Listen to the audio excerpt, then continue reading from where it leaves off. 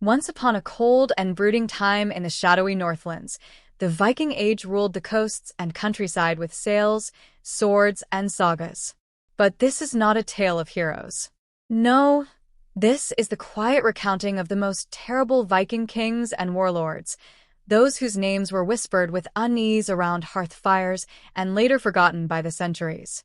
Let us drift slowly through their lives, not with fear, but with quiet curiosity, like waves lapping gently against the hull of an old, forgotten longship. King Sigtrygr the Silent. Sigtrygr ruled a small cluster of fjords in what is now southern Norway. Unlike other Viking kings, he rarely spoke. When he did, his voice was like gravel in a wooden bowl. He never laughed, never sang, and never joined the feasts. Yet his warriors followed him loyally, not because they loved him, but because his silence unnerved even the bravest of berserkers. His conquests were slow and methodical. He didn't burn villages. He simply arrived, sat on a rock, stared at the chieftain, and eventually, the village would surrender, just to get him to leave. Sigtrygr died as he lived, quietly. His bones were buried beneath a nameless cairn, and his legacy is that of the only Viking king who bored his enemies into submission. 2. Hrolfr the Hairy. Hrolfr earned his title not from a mighty beard or flowing locks, but from a refusal to ever cut any hair on his body. By the time he was 30, he looked like a walking moss pile. Birds tried to nest in his armpits. Wolves mistook him for a shaggy bear. He was, unfortunately, a competent raider. His fleet sailed along the coast of Francia, and though his raids were clumsy and slow, they were oddly effective. Townspeople, upon seeing Hrolfr wade ashore like a hairy troll, often just ran away. Hrolfr died when his hair got caught in the oars of his longship and dragged him into the fjord. His men erected a statue of him made entirely of sheep's wool, which was later eaten by goats. 3. Guthrum the Grumpy. Guthrum never smiled. He hated music. He hated dancing. He hated drinking, but he still did it. He ruled a portion of eastern England after making a peace treaty with Alfred the Great. While other warlords celebrated their spoils, Guthrum would lecture his warriors about overcooked mutton, the poor construction of their helmets, and the moral decay of excessive pillaging. Some say he tried to outlaw laughing. Others say he once imprisoned a skald for rhyming poorly. He died of indigestion, possibly from a meal he spent hours criticizing. His grave is said to be marked with the words, "I told you the mead was too warm." 4. Erik Bloodstained, but not in battle. Erik was feared across the Baltic, but not for his fighting skill. He was accident-prone. Every time he picked up a sword, he'd drop it. Every time he tried to swing an axe, he'd miss. Yet, somehow, battles happened around him and ended in his favor. His nickname came not from victories, but from his constant injuries. He'd cut himself on bread knives. He once tripped over his own boots and rolled down a hill into enemy lines, accidentally knocking out a Saxon commander.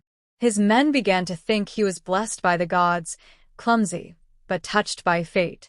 He ruled for 12 years before falling out of a window trying to swat a bee. Thora Ironskull. Not all terrible Viking rulers were men. Thora ruled a coastal stronghold in Denmark. She wore a steel helmet day and night, even while sleeping. She believed it protected her from curses, lightning, and improper thoughts. She taxed her villagers in chickens. She banned the use of spoons. She once declared war on the moon after a series of cloudy nights. Despite her eccentricity, her realm thrived. Perhaps because everyone was too confused to rebel. Thora lived to be nearly 90 and was buried in full armor. The inscription on her grave reads, "Still wearing the helmet." 6. Olaf Flatnose, the Forgetful Conqueror. Olaf Flatnose was born in the hills of western Norway, beneath a sky so gray it seemed the gods had painted it with ash. His nose, flat and wide from a childhood accident involving a goat and a frozen turnip, became his namesake. His memory, however, was worse than his nose. Olaf forgot everything. He forgot his own birthday, every year. He forgot where he docked his ships. Once, He laid siege to a village, captured it, and then returned the next week to raid it again, completely unaware it was already his. Despite this, he gained fame. His men followed him, not because he inspired fear or glory, but because they found comfort in his calm confusion. There was no pressure under Olaf. No plans. No strategy. Just vague direction and lots of sailing in circles. One day, Olaf wandered off into the woods to check on the cows. He never came back. His warriors waited 3 weeks before realizing he probably just forgot he was king. 7. Bjorn the Builder of Bad Ideas. Bjorn wanted to be remembered. Not for war. Not for raiding. But for architecture. In an age of burning monasteries and shattered shields, Bjorn dreamed of towers, bridges, and halls taller than the trees. Unfortunately, he was not very good at building them. His first great hall collapsed during a feast, spilling dozens of guests into the fjord. His bridge across the river Frosta fell apart halfway through its construction. And the sky temple he tried to build on top of a cliff was swept away in the first storm. Still, he persisted. He taxed his people heavily, not for weapons or ships, but for nails and wood and limestone he couldn't pronounce. He died beneath a staircase he built himself. It had 13 steps. The last one was loose. Today, in some remote parts of Scandinavia, crooked stone walls are blamed on Bjorn work. 8. Freydis the Fuming. Freydis was the daughter of Erik the Red, fierce, proud, and angry at everything. Birds, clouds, trees, especially other people. She led expeditions across the sea to Vinland, the mysterious new world the Vikings stumbled upon. And though she sailed with courage, her temper ruined every voyage. When her crew made camp, she yelled at them for cooking too slowly. When the wind changed, she accused the sky of treason. Once, she declared war on a squirrel that stole a nut from her pack. In one legendary tale, she faced an entire tribe of native warriors. While her men fled, she stood alone, pregnant, swordless, and enraged, striking her bare chest and screaming like thunder. The attackers left. They thought she was mad. They weren't wrong. She returned to Greenland and ruled a village of 3 people, mostly because everyone else had left. Freydis was buried with a boulder on her grave. Some say it was to mark her strength. Others say it was to make sure she didn't come back. 9. Harald the Hiccuping. A strange tale, nearly forgotten. Harald the Hiccuping. Cursed from birth with a hiccup that never truly went away. Every war speech, interrupted by squeaky gasps. Every negotiation, ruined by awkward spasms. His warriors learned to interpret the rhythm of his hiccups, almost like a code. 3 hiccups meant attack. 1 meant retreat. 5. It meant he needed ale. Despite this, Harald somehow held power. Perhaps it was pity. Perhaps the gods were amused. In battle, his hiccups unnerved enemies, making him seem like a madman blessed by Odin. He once tried to conquer Dublin, but was distracted mid-siege by a hiccup that dislodged a piece of roast chicken from his throat. He called it a sign from the gods and abandoned the assault. He lived to an old age and died snoring, hiccuping even in sleep. His tombstone reads, Hiccup. Hail. X. Canute the Knot-Maker. Not a warrior, not a raider, but still a Viking chieftain of sorts. Canute made ropes. All day, all night. He tied ships to shore, tents to trees, horses to fences. But his ropes were strange. Too tight, too loose, always tangled. Once, during a raid, Canute tied all the ships together for safety. When the tide came in, the fleet capsized like a bucket of fish. Another time, he tried to invent the self-tying sandal. It backfired, and he was stuck to a goat for 2 days. Eventually, his own people stranded him on an island made entirely of driftwood. But he tied it all together into a floating fortress. Some say it still drifts the seas, with Canute aboard, muttering about better knots. 11. Queen Astrid of the Cold Spoon. Astrid ruled with icy silence. Her court was cold, her eyes colder, and her meals served with a silver spoon she never let go of, not even in sleep. She banned warm food. She banned dancing. She banned kissing on Thursdays. Her kingdom was bleak, quiet, and weirdly organized. Crime dropped to zero. Joy dropped with it. Visitors to her hall were greeted with tepid stew and one-sentence replies. Yet her reign lasted 40 years. Why? Because nobody wanted to challenge her. She was too cold, too strange, and somehow always watching, spoon in hand. Some say she never died. Just sat down one evening, turned to ice, and became part of her own throne. 12. Dag the Dull. Dag was born during a long winter in a village where even the trees seemed bored. It is said that his first cry was more of a sigh, and his mother yawned while naming him. Dag never smiled, never frowned. He simply existed, like a stone left beside a fjord. He became a chieftain not by war or birthright, but because no one else wanted the job. He made no laws, issued no orders. He sat on a carved wooden chair every morning and stared at the same spot on the wall. Every Day. Once his village was attacked.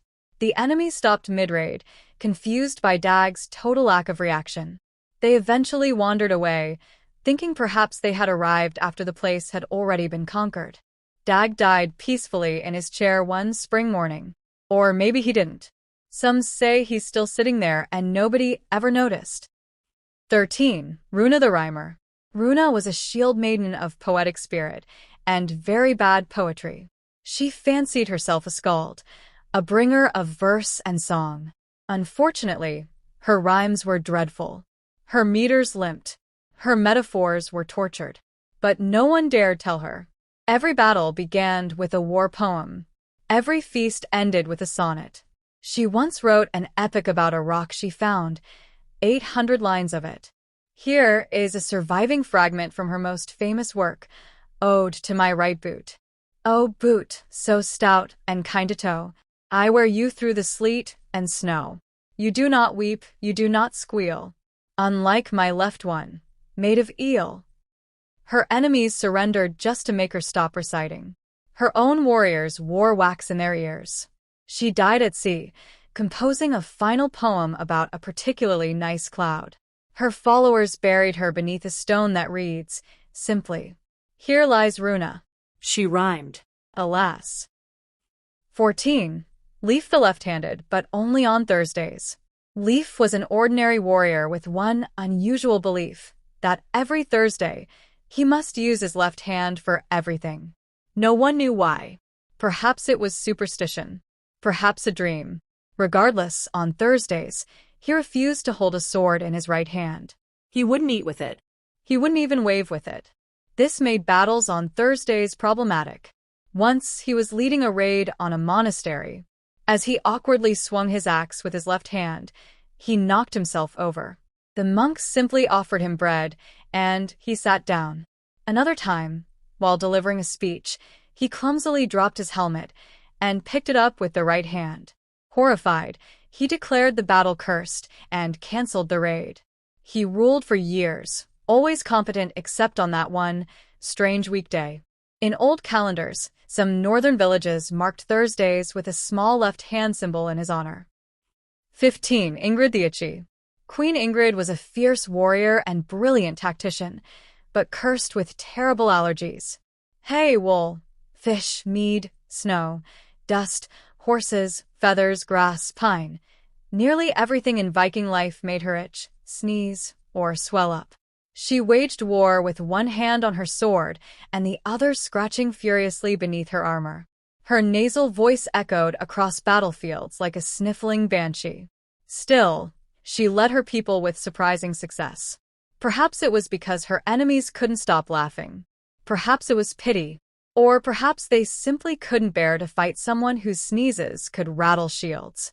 Ingrid eventually retired to a cabin deep in the mountains, where no plants grew and everything was made of stone.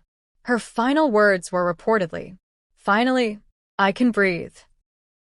16. Jorund the Juggler. Long before he became a chieftain, Jorund was known for one thing, juggling.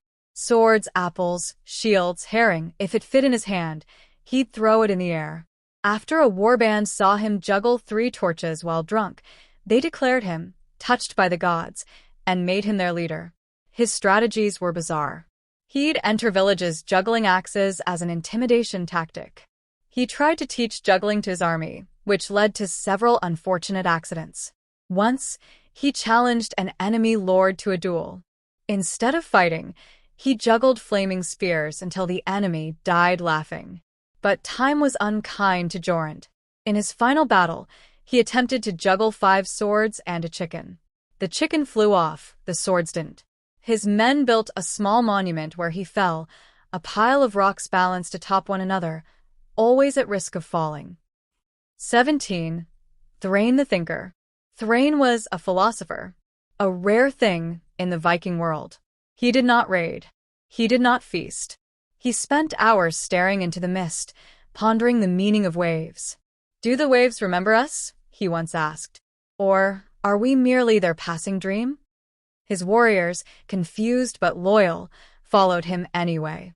Before every battle, Thrain would sit and debate whether fighting was worth it. Usually by the time he finished thinking, the battle was over. He built no monuments, wrote no books. But in the deep fjords, old fishermen sometimes speak of him, not as a king or a warlord, but as a question that never needed an answer. And now, gentle listener, the sagas grow softer, like footsteps fading in snow. The tales of these terrible Viking rulers drift quietly into the realm of dreams, strange figures, neither wicked nor wise, but peculiar enough to echo through the centuries. The wind is still.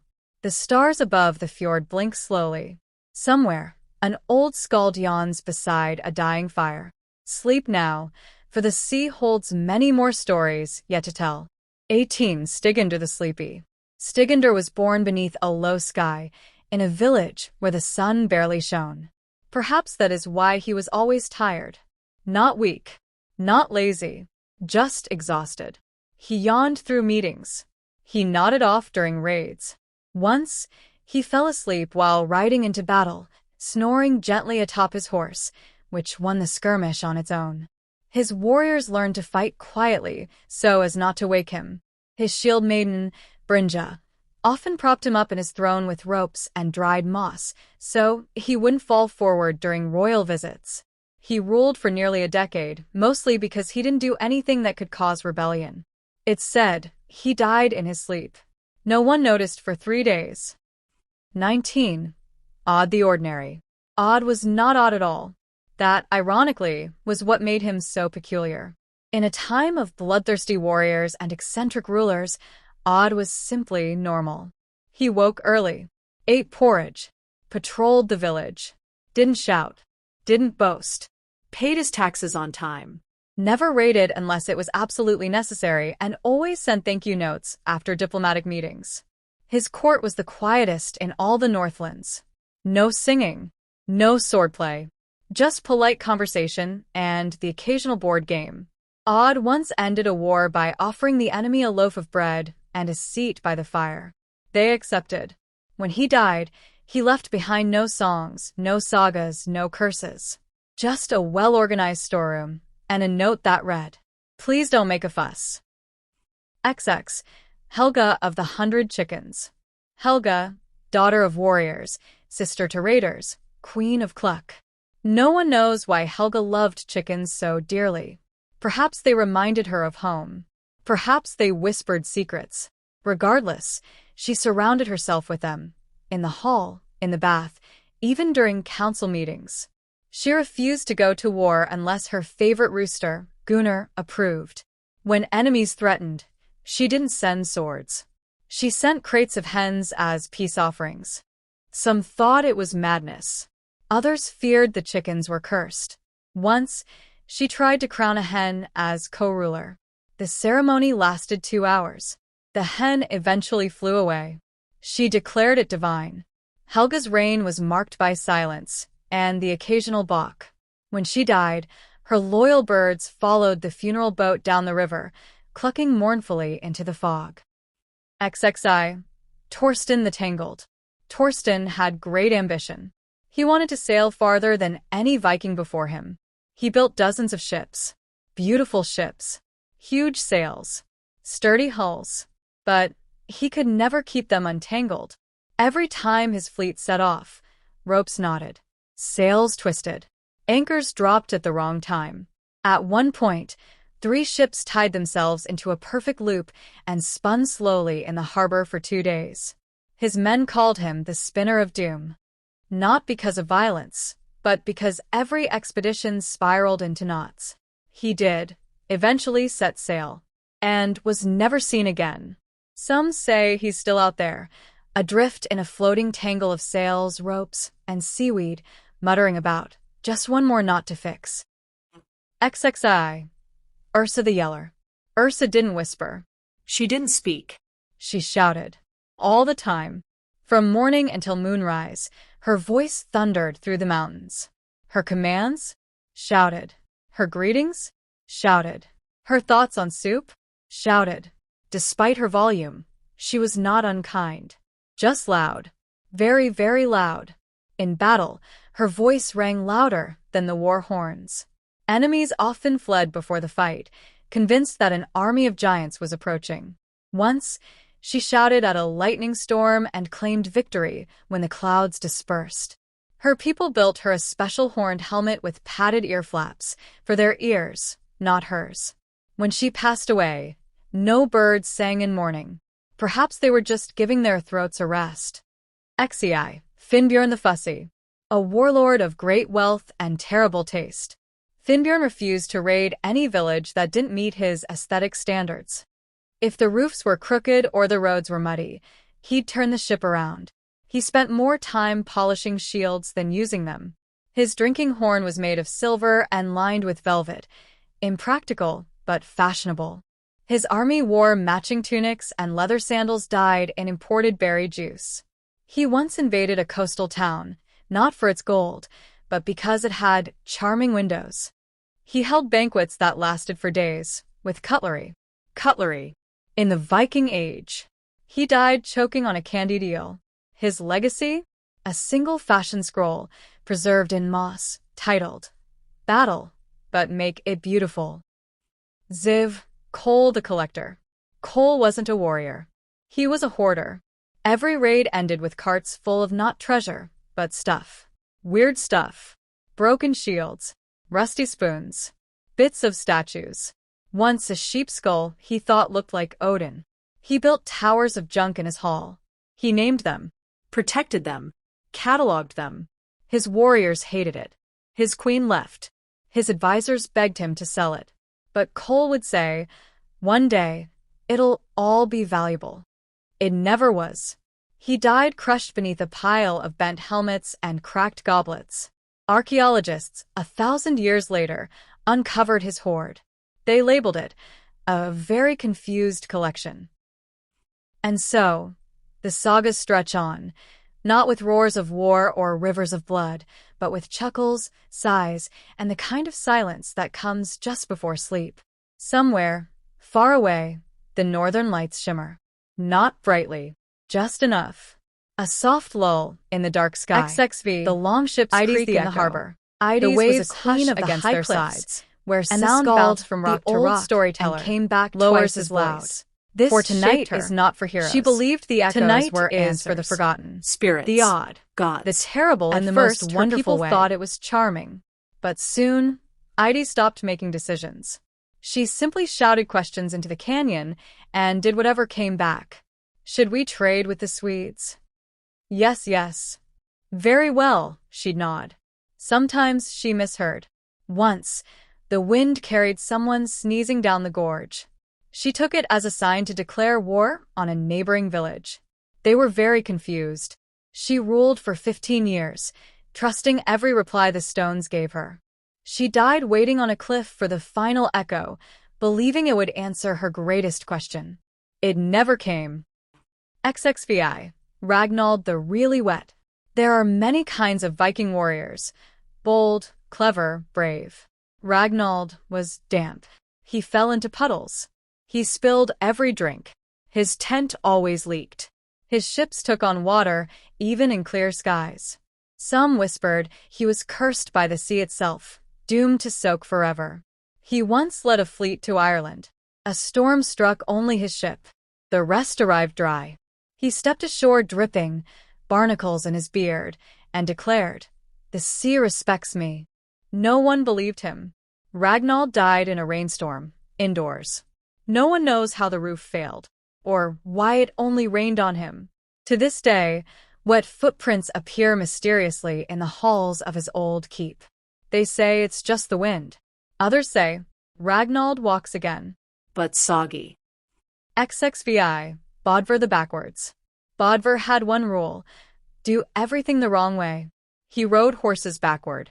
He wore his helmet with the nose guard at the back. He signed treaties upside down. He believed this would confuse his enemies. It mostly confused his friends. When preparing for battle, he ordered his archers to face away from the battlefield. His war cry was whispered. His battle formations were spirals. Once, he tried to raid a village by walking away from it, hoping the villagers would come chasing. They didn't. And yet, his legend grew. Not from victories, but from being impossible to predict. He died attempting to sail north by rowing south, insisting, the world will turn itself around. Maybe in some way it did. XVIII, Freki the Fragrant. Freki believed strongly in personal scent. Not that he smelled good, but that he smelled strongly. He never bathed.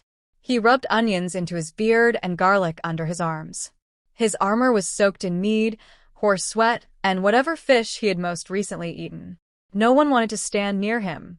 Friends, Foes. even livestock avoided his approach. But this was his strategy. In battle, enemies fled rather than face the smell. His war cry was often followed by retching.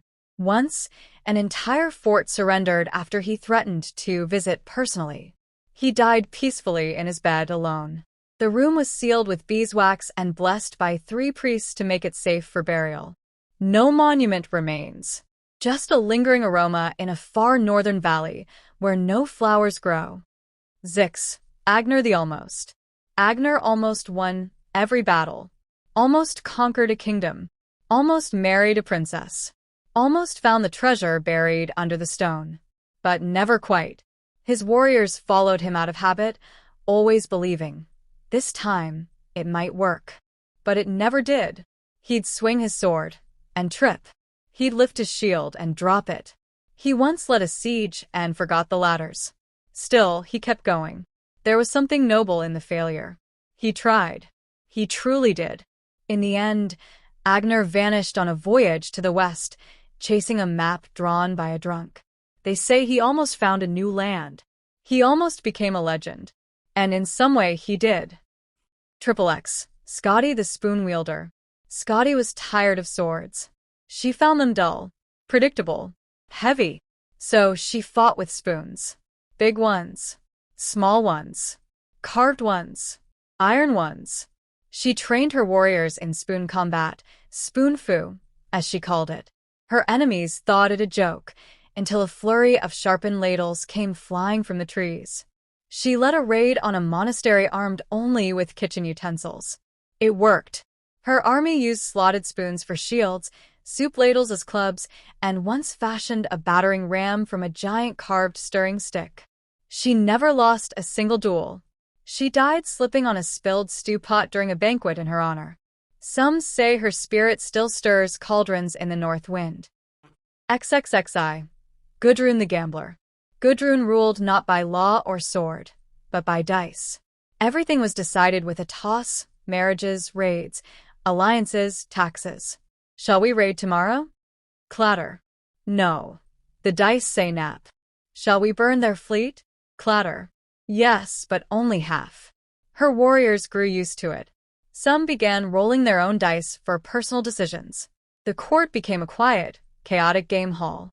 She lost her kingdom once on a 666. Won it back on snake eyes. She died in her sleep, holding her favorite carved bone die in her hand. It rolled from her fingers, landed upright, on a perfect 7. And now, dear listener, the mist grows thicker. The longships fade into fog. The flickering torches of ancient halls dim behind soft snow. These terrible Viking rulers, forgotten, ridiculous and oddly enduring, vanish into the hush of time, leaving behind only whispers and the faint laughter of the gods. You may rest now. The stories will still be here when you wake. XL. Geir the Goat Rider. Geir was a chieftain born in the hills where goats outnumbered people. From a young age, he refused to ride horses. He said horses were too proud.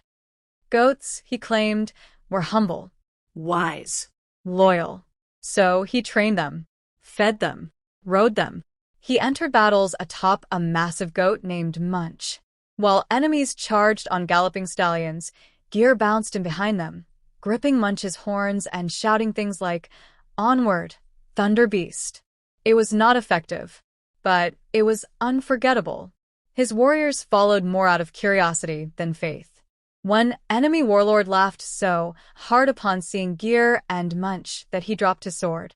That day, Geir won. He died peacefully, buried beside Munch beneath a mound shaped like a hoof. Every year, villagers place carrots on the grave, just in case. XLI. Thurid the 3 times crowned. Thurid was crowned queen 3 times. Not because she lost her throne, but because she kept forgetting she already had won. The first time, she was crowned in the usual way. Great feast. Long speeches. Loud cheers. A year later, she wandered into the hall and asked, "So, when am I being crowned?" No one had the heart to tell her. So they did it again. By the 3rd time, it became tradition. She had no idea how taxes worked. She thought siege was a kind of cheese. She once held a war council to debate which color ribbon should represent the kingdom. They chose brown because it matched the mud. Still, she ruled with gentleness. People liked her. Things worked somehow. She died thinking she was about to be crowned. Again. They crowned her one last time. Quietly.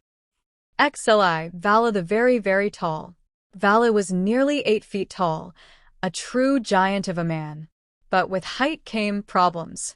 He hit his head on door frames. Boats needed custom sails. His throne was built from 2 chairs and a barrel. Children thought he was a tree and tried to climb him. He couldn't hide, couldn't sneak. He once tried to surprise a village. They saw him coming from 3 valleys away. Still, his strength was legendary. He lifted cows, threw shields like stones. His axe was so large it required its own cart. But he had a gentle heart.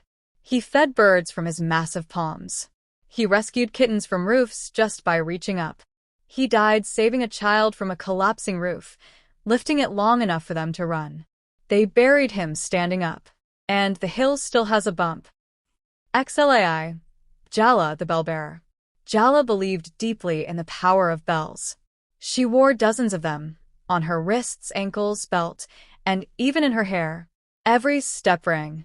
Every motion chimed. Her enemies always heard her coming. She liked it that way.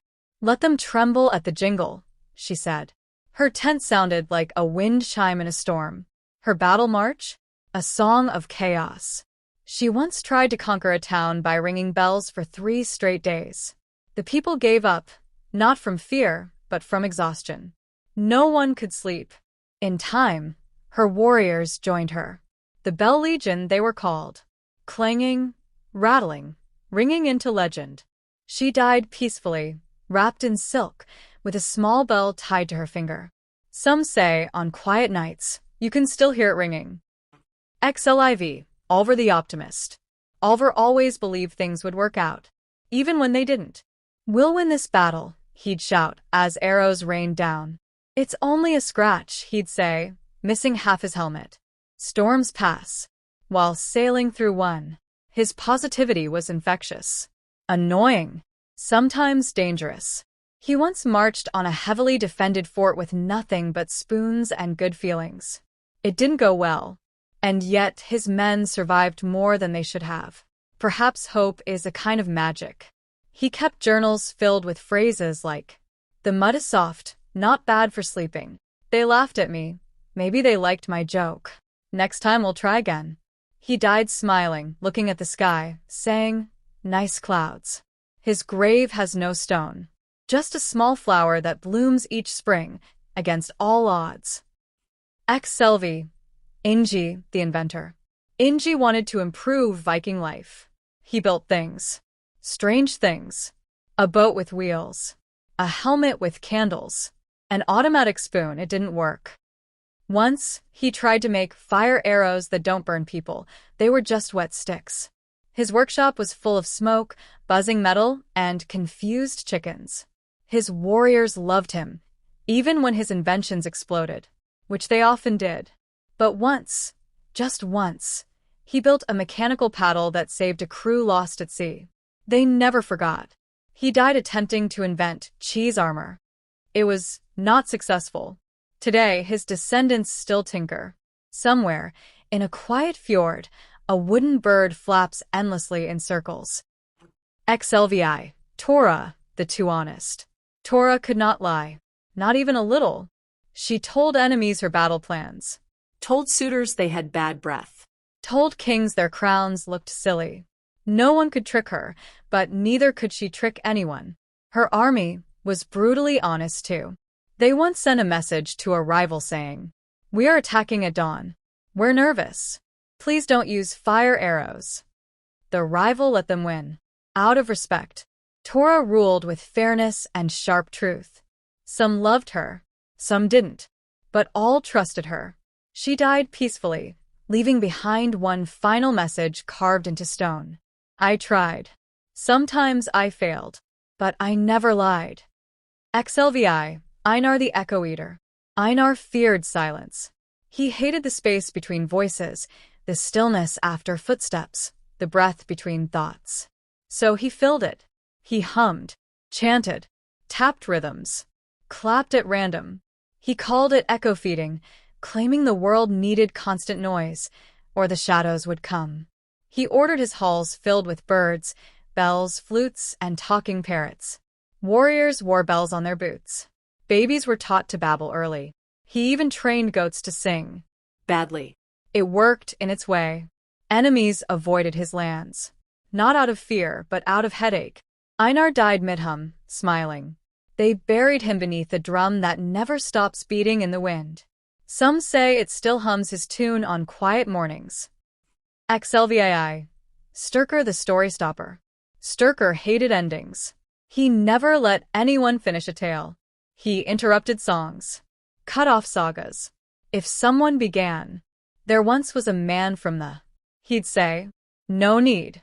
I know how it ends." But he didn't. He just couldn't bear the finality of anything. Battles ended without closure. Feasts without toasts. He'd start speeches and walk away mid-sentence. Once he was told of a prophecy. You will die when your story is told. So he made sure it never was.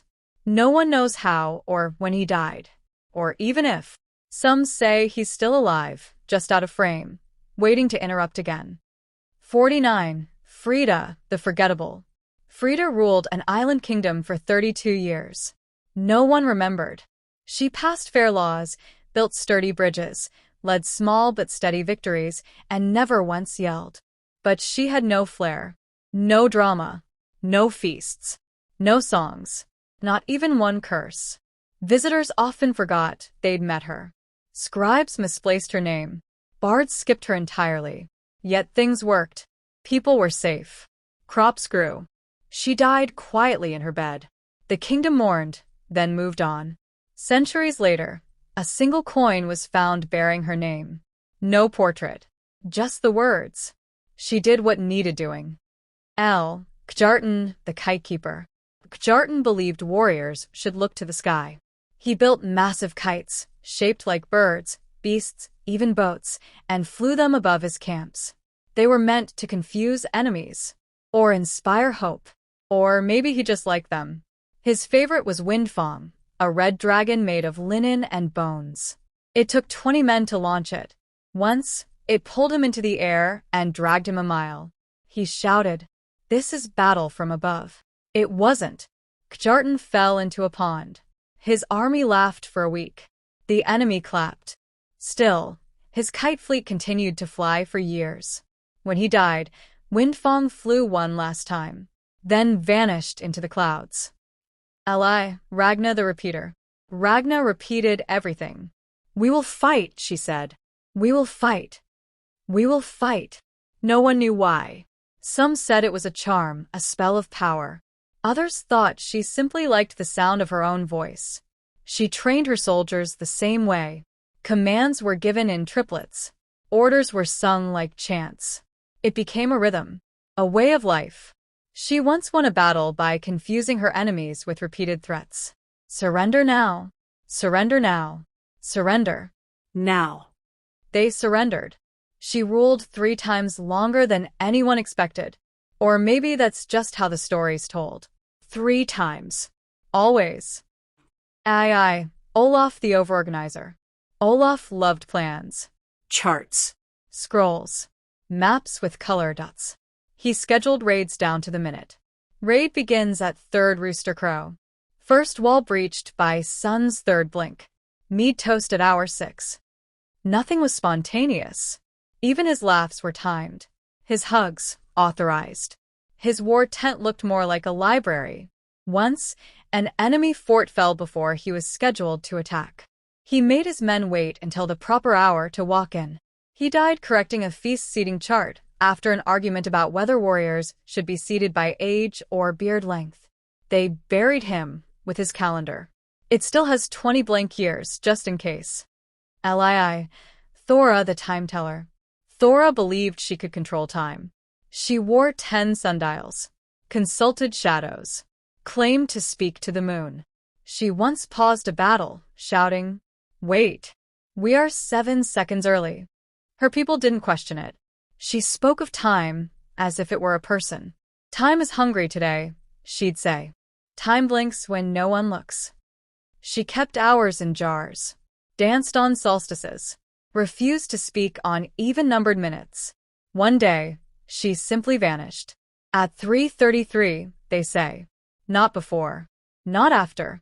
No one knows where time took her. But every now and then the village clock stop. For exactly 7 seconds. And then resume. Liv. Hurya, the hiccuping. Hurya was a fierce shield maiden, known for her battle skill, her stubbornness, and an incurable case of hiccups. They began during her first duel. She won, but hiccuped the entire time. She tried every cure. Drinking mead upside down. Sitting under waterfalls. Asking the gods to remove them, they declined. Nothing worked. She hiccuped in court meetings. During speeches. In the middle of battle. Once, she hiccuped so hard she accidentally headbutted a war priest. Her enemies were baffled. Some thought the sound was a magical war cry. Others thought she was cursed.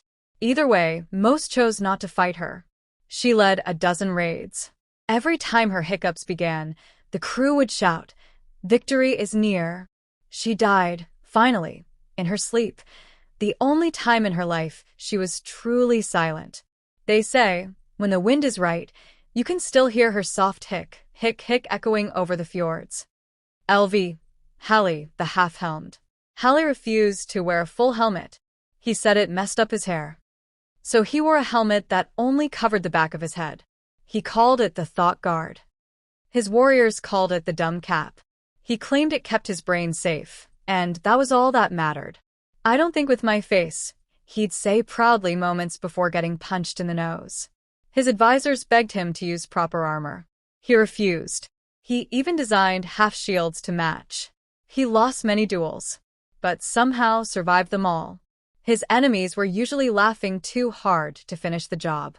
When he died, they buried him with a full helmet, just in case he finally changed his mind in the afterlife. Lvi, Svala the silent screamer. Svala never spoke. Not a word. But in battle, she screamed. Loud, terrible, bone-chilling screams. Not words. Not curses. Just raw sound, like a mountain howling or a glacier cracking in anger. The first time she screamed, birds fell from the sky. Warriors dropped their swords. Old men wept. She trained alone, hunted alone, ruled alone. But when danger came, she would appear atop the hill, raise her axe, and scream. Villagers called her the voice of ice. Once, she ended a war by simply walking into the enemy camp and letting out one single, perfect howl. They fled and never returned. She vanished one winter, walking into the snow without a sound. Some say the northern winds are her whispers, waiting for battle. LVI, Tryggve the Too Tidy. Tryggve ruled with a broom in one hand and a mop in the other. He was obsessed with tidiness. His armor gleamed. His boots sparkled. His shields were polished daily. Dust was his sworn enemy. Before every battle, he'd clean the battlefield. "Can't have a proper fight in all this mud," he'd mutter. He invented the concept of uniform inspections centuries too early. His soldiers hated it. He once postponed a raid because the enemy fortress had too many cobwebs. He died during a feast, choking on a single crumb, the first to escape his spotless table in 20 years. He was buried in a perfectly swept grave, lined with fresh pine shavings. His ghost is said to haunt cluttered homes, whispering, "Wipe that." LVII. Gudlog the Gullible. Gudlog believed everything. Every prophecy. Every rumor. Every tavern tale. He once tried to raid the moon because a wandering bard said, "Its mountains are made of mead." He bought fake treasure maps. Took advice from talking birds, which were actually trained parrots. He gave his entire treasury to a man who claimed to be Odin's nephew. His people tried to protect him. His advisors made fake maps with real treasure. His guards whispered lies that kept him safe. Despite it all, he was beloved. He trusted everyone, even his enemies, especially them. He died chasing a rainbow, convinced there was a golden longship at the end. No one had the heart to tell him otherwise. LIX. Erling the Yawner. Erling could not stay awake. Council meetings? Yawn. Battles? Yawn. Feasts? Yawn. He once fell asleep mid-duel. He claimed he was just too relaxed to die. He ruled from a bed built into his throne. His warriors carried hammocks into battle. His banners were embroidered with yawning wolves. Yet his kingdom prospered. Some say it was because enemies assumed the kingdom was already dead. Others say sleep was his strategy. He wrote a single law: "Let no one wake a man who sleeps in peace." He died snoring in his favorite fur cloak, surrounded by soft music and even softer pillows. To this day, no Viking dares disturb a sleeper, just in case. LX. OSK, the overprepared. OSK never fought a battle unprepared.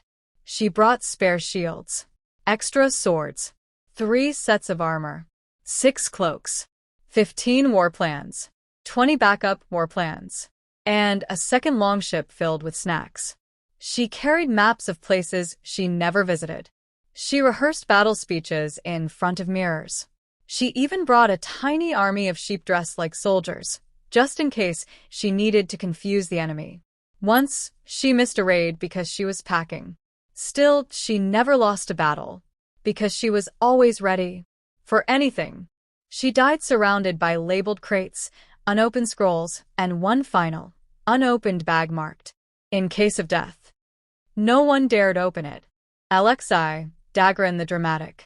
Dagran didn't speak, she performed. Every word was shouted with flourish. Every sentence ended in a gasp. She entered rooms like a thunderclap and exited them like a storm-tossed ship. She wore cloaks too long for walking, necklaces too heavy for her neck, and had a sword she never used, only waved around for emphasis. When ordering bread, she'd cry, "Bring me the golden loaves of the gods," or "Let famine take me." Her army learned to follow her cues. If she fainted, it meant charge. If she sang, it meant retreat. If she wept, bring snacks. She died mid-monologue at her own birthday feast. Some say she still haunts the theater ruins, dramatically sighing in the moonlight. LXI. Ivar the Ice Eater. Ivar believed he was part ice. He bathed in freezing water, slept in snowbanks, ate frost from pine branches, and licked icicles for breakfast. He called it the cold cleanse.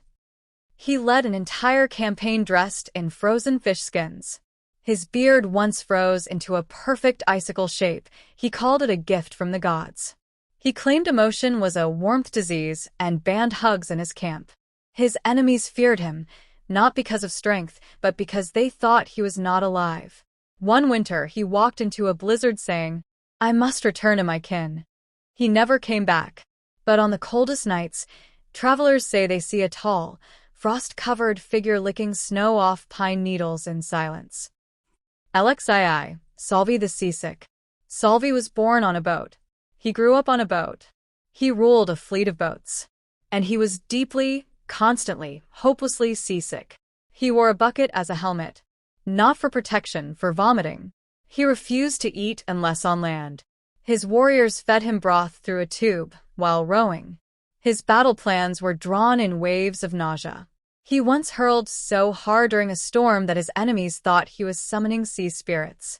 They fled in fear. He tried to conquer inland kingdoms just so he could avoid sailing. He died on a raft in a shallow pond. No wind, no waves, still seasick. His tombstone simply reads, "I preferred the forest." Lxiv, Ingrid the Inquisitive. Ingrid questioned everything. Why do we wear armor?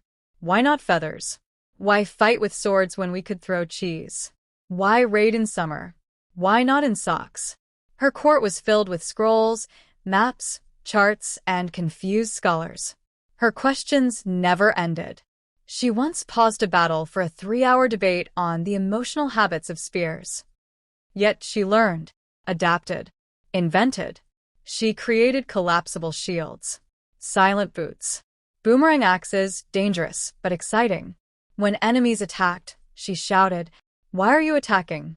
Explain your motives in detail." They usually didn't. She died mid-question, asking, "What is death really?" No one answered. The silence was strangely respectful. Lxv, Rolf the Round. Rolf was round. In every way. His belly, his cheeks, his shields, his ships. Even his hulls were built in circles. He believed sharp angles were untrustworthy. He banned triangles from the kingdom. Enemies mocked him, until he rolled into battle atop a massive wheel chariot, knocking over 10 men with a single spin. His sword was curved like a crescent moon. His helmet, a perfect dome. He held rolling feasts, where all tables slowly rotated. No one ever reached the bread. Rolf died peacefully in his circular bed, dreaming of circular things. His grave is a mound so round, birds land on it and slowly slide off. Lxvi, Ides the Exaggerator. Ides never told the truth. Not because she lied, but because everything was bigger, louder, more. "I once fought 50 bears. It was 2 raccoons. I drank the sea dry." She sipped salty broth. "The gods fear me." The gods did not comment. Her sagas were so grand they had their own sagas. Skalds followed her just to record the next ridiculous tale. Her army never knew what was real, but they believed anyway. She once won a battle simply by declaring she had already won it. She died claiming she had never died, and in some stories she didn't. They say her voice still echoes in the wind, shouting, "I am still telling this story." Lxvi, Snorri the Sneaky, who wasn't. Snorri wanted to be a spy.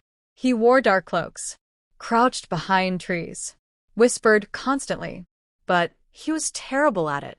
He breathed loudly, tripped often, once followed a man for 3 hours before realizing it was his own reflection in a pond.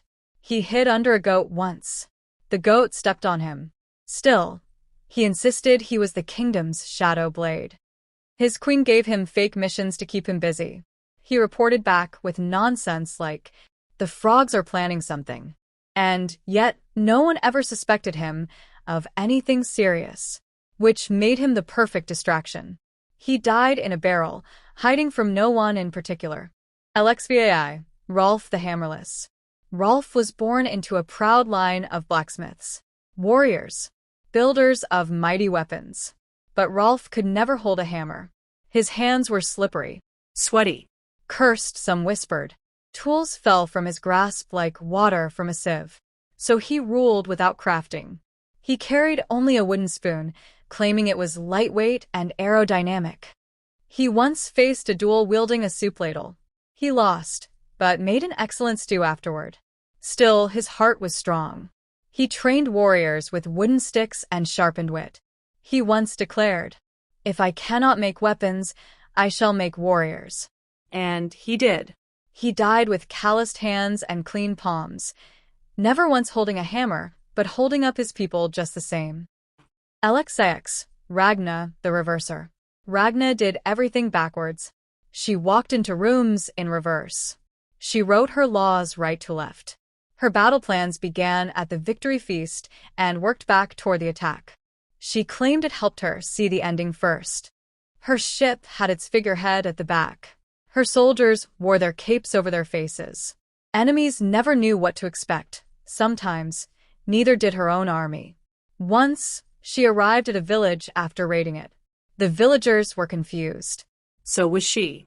But oddly it worked. Somehow. She died lying face down in her bed. She said it helped her see yesterday. They buried her head first, feet sticking up, so she could rise again in the right direction. LXX, Arvid the Allergic. Arvid was a mighty Viking until spring. He sneezed in battle. He coughed in court. Flowers made him weep. Bees terrified him. He wore a helmet stuffed with moss to filter the pollen. His cloak was dipped in pine resin. He was allergic to that too. He once tried to lead a siege during hay season. Halfway through his speech, he sneezed so violently he knocked over his banner. His enemies took pity and offered him a warm drink. He accepted. They became friends. He ruled well in winter and hid indoors the rest of the year. He died surrounded by herbs and scrolls, all of which made him itch. His grave is bare. Even grass avoids growing there. LXXI, Svanna the Stormtalker. Svanna believed she could speak to the weather. When storms rolled in, she'd stand barefoot on cliffs, shouting into the wind. I hear you, thunder. Rain, wait your turn. Snow, be kind today. Some laughed. Others listened. She once predicted a blizzard by sneezing into her soup. She claimed it was a sign from the sky goose, a god only she spoke to. Before battles, she'd consult the clouds. If they nodded, she fought. If they frowned, she went back to bed. She died during a thunderstorm, arms outstretched, smiling. Some say the storm paused, just for a moment, to say goodbye. LXXI, Vemund the Very Vague. No one ever understood Vemund. His orders were confusing. Attack but gently. Go that way, or the other. Win if it feels right. He spoke in riddles, issued half-sentences. His laws were more like suggestions. His warriors didn't know what to do, so they just did their best. Oddly, it worked. A little. Once, during a treaty, he simply nodded 3 times and handed over a carrot. The deal held for 12 years. He ruled in fog. Literally. His halls were kept smoky and dim, so no one could be sure if he was even there. He died as he lived. Maybe I'm gone. Or maybe I'm just resting. His tombstone reads, Here may lie Vemund. Or not. LXXII, Bjorn the Boaster. Bjorn claimed he did everything first. I was the first Viking to touch the moon. I invented war cries. I fathered the sea. None of it was true. He wore a crown made of seashells. He said the gods spoke to him through hiccups. Once, he claimed he was taller than a mountain, but only when I stand on destiny. People rolled their eyes, but they listened. His stories became songs. His lies became myths. And soon, no one could remember what was real and what was Bjorn. He died trying to hug a thundercloud, claiming it was his long-lost cousin. They wrote his saga in gold. Every word a lie. Every lie or unforgettable. LXXIV, Helga, the Hesitant. Helga couldn't decide. About anything. Shall we raid the coast? Maybe. Or perhaps not. What do you think? Will you marry the chieftain of the north? Possibly. Unless I don't. Should we retreat? Can I get back to you in a minute? Her court was paralyzed. Plans were paused. Even the weather seemed to wait. But her indecision confused her enemies, too. They never knew if she was coming or not. If she'd attack, trade, or send muffins. She never lost a battle, because she never truly began one. She died choosing between 2 cloaks. Neither was perfect. Her gravestone is blank, the inscription delayed. LXXV, Leif the Lost. Leif set out to find new lands. He never came back. Some say he discovered a world beyond the sea, filled with mirrors and whispering trees. Others say he's still wandering the forests of his own backyard. He left hundreds of maps behind. None correct. His descendants still try to follow his route, chasing phantom trails and mysterious cairns. None succeed. But every now and then, a boat washes ashore with fresh fish, strange seeds, and a note. Almost there. Love, Leif. LXXVI. Thorleif, the theatrical. Thorleif never entered a room. He burst into it. Capes flying. Horns blaring. Acrobats sometimes. Always applause, even if it was just him clapping. He didn't rule so much as perform rulership. His laws were delivered in rhymed verse. His war declarations came with a full choir. He once interrupted his own execution order to shout. Let's do that again with more emotion. He fought battles wearing stage makeup and feathers. Confused his enemies. Confused his friends. Confused himself. He died mid-monologue during a raid. No one noticed, they thought it was part of the act. He was buried in a velvet-lined coffin with lighting cues carved into the lid. LXXVI. Astrid the Apologetic. Astrid ruled kindly, Fairly. and with constant apologies. Sorry for the taxes. Forgive the winter. I regret that your house was struck by lightning, even though I had no control over it. Her enemies would attack, and she'd send apology baskets. Sometimes with cookies. Her soldiers learned to win battles politely. Before each fight, they'd shout, "So sorry about this." Villagers adore her. So did the goats. She died peacefully, whispering, "Sorry I couldn't stay longer." Her tomb is surrounded by handwritten apology notes. New ones still appear mysteriously each year. LXXVII. Kettle the Contrarian. Whatever you said, Kettle said the opposite. Beautiful day, my lord. It's awful. We should attack the west. Then we march east. Would you like meat or bread? Yes. He refused to agree. With anyone. Even himself. He ruled a kingdom where laws were reversed weekly and holidays changed based on his mood. Once he outlawed both dancing and not dancing. His enemies gave up trying to predict him. His generals did too. One day, someone asked, "Are you alive?" He shouted, "No," and dropped dead. Maybe it was his final contradiction. Or maybe not. LXXX. Inga the inventor of nothing. Inga claimed she invented everything. Rain? I made that. Spoons? That was me. The word Viking? Mine. Her halls were filled with strange devices, upside-down boats, triangular wheels, helmets filled with honey. None worked. Once, she unveiled the self-rowing longship. It sank immediately, but her passion was infectious. Children followed her with sticks pretending they were inventions. Elders humored her. Scribes wrote down every wild idea. She died while demonstrating the fireless fire. It was just a rock, but she believed in it deeply. Her grave bears the words, "Here lies the one who almost changed everything." LXXX. Stigandr the Suspicious. Stigandr trusted no one. Not his council. Not his guards. Not his own boots. He believed they might walk away on their own. He slept in a different room every night. Ate only food he cooked himself. Spoke through a curtain, just in case someone was reading lips. He once suspected his own reflection and tried to arrest it. Yet, he survived every plot, every raid, every betrayal. Because while he trusted no one, he was also usually right. He died whispering, "I knew this would happen." To this day, his sword remains buried in a locked box inside another locked box inside a goat. Don't ask. LXXXI. Brynja the Brave but barefoot. Brynja feared nothing, except shoes. She called them toe prisons.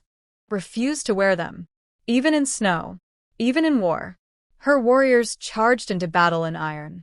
She charged in with bare feet and a snarl. Enemies hesitated.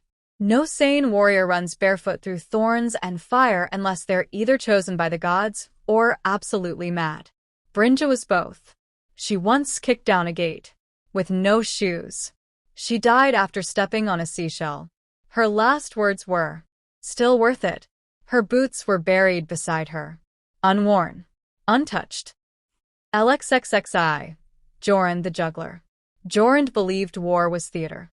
He juggled axes before every raid, threw flaming shields into the air, balanced swords on his nose.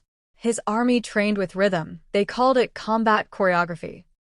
He once juggled flaming skulls while storming a castle. The defenders surrendered, too stunned to act. Some thought him a fool, but fools don't win 5 battles in one summer. He died in mid-performance. Dropped an axe, caught it, dropped another, Laughed. then slipped on a fish. The Skalds wrote his saga as a poem. It begins. He fought with fire and foolish flair, and died beneath applause and air. LXXXII. Carrie, the kind too late. Carrie had a terrible sense of timing. She was kind, wonderfully so, but always a little too late.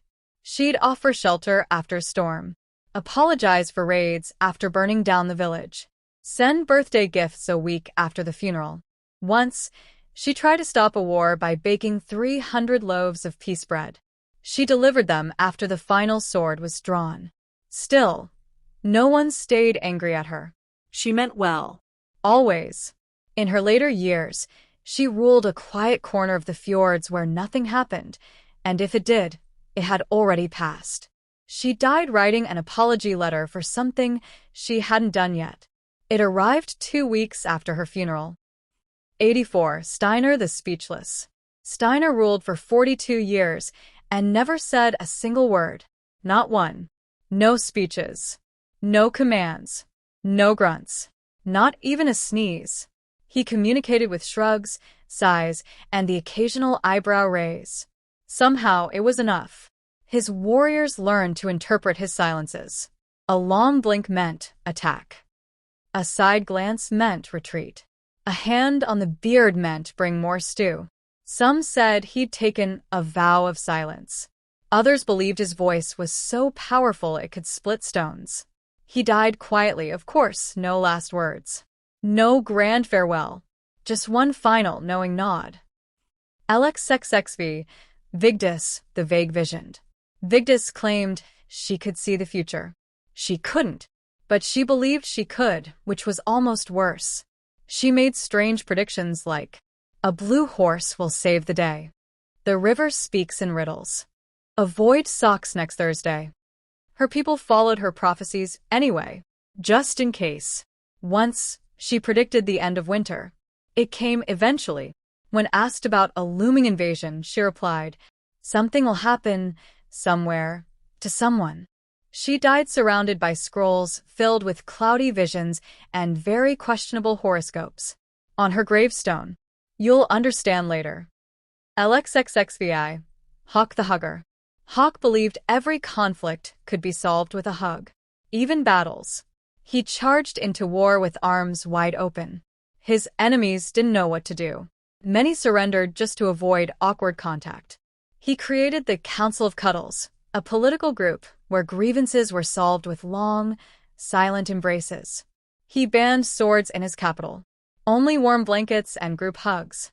He died peacefully, surrounded by friends, family, and several confused enemy generals in a giant cuddle pile. To this day, once a year, his followers hug a tree in his memory. The trees don't mind.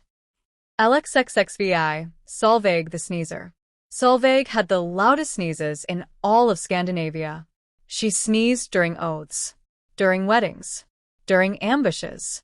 Once, she sneezed so loudly it triggered an avalanche that buried her enemies. She turned her sneezes into war cries. Achoo became a signal for attack, or retreat, or lunch, depending on the time of day. She wore a fur-lined scarf in summer, drank honey every hour, still sneezed. One bard described her as a storm in the shape of a woman. She died peacefully, wrapped in 12 blankets, holding a jar of herbs. Her tomb is shaped like a giant nose. LXXXVII. Tokay the two-time. Tokay did everything twice. He'd greet you twice. Eat 2 breakfasts. Fight the same battle again, just to make sure it worked. His soldiers complained of exhaustion. We already sacked this village. Tokay would grin. Let's double-check. He'd marry someone, then forget, and marry them again. His kingdom had 2 laws for everything.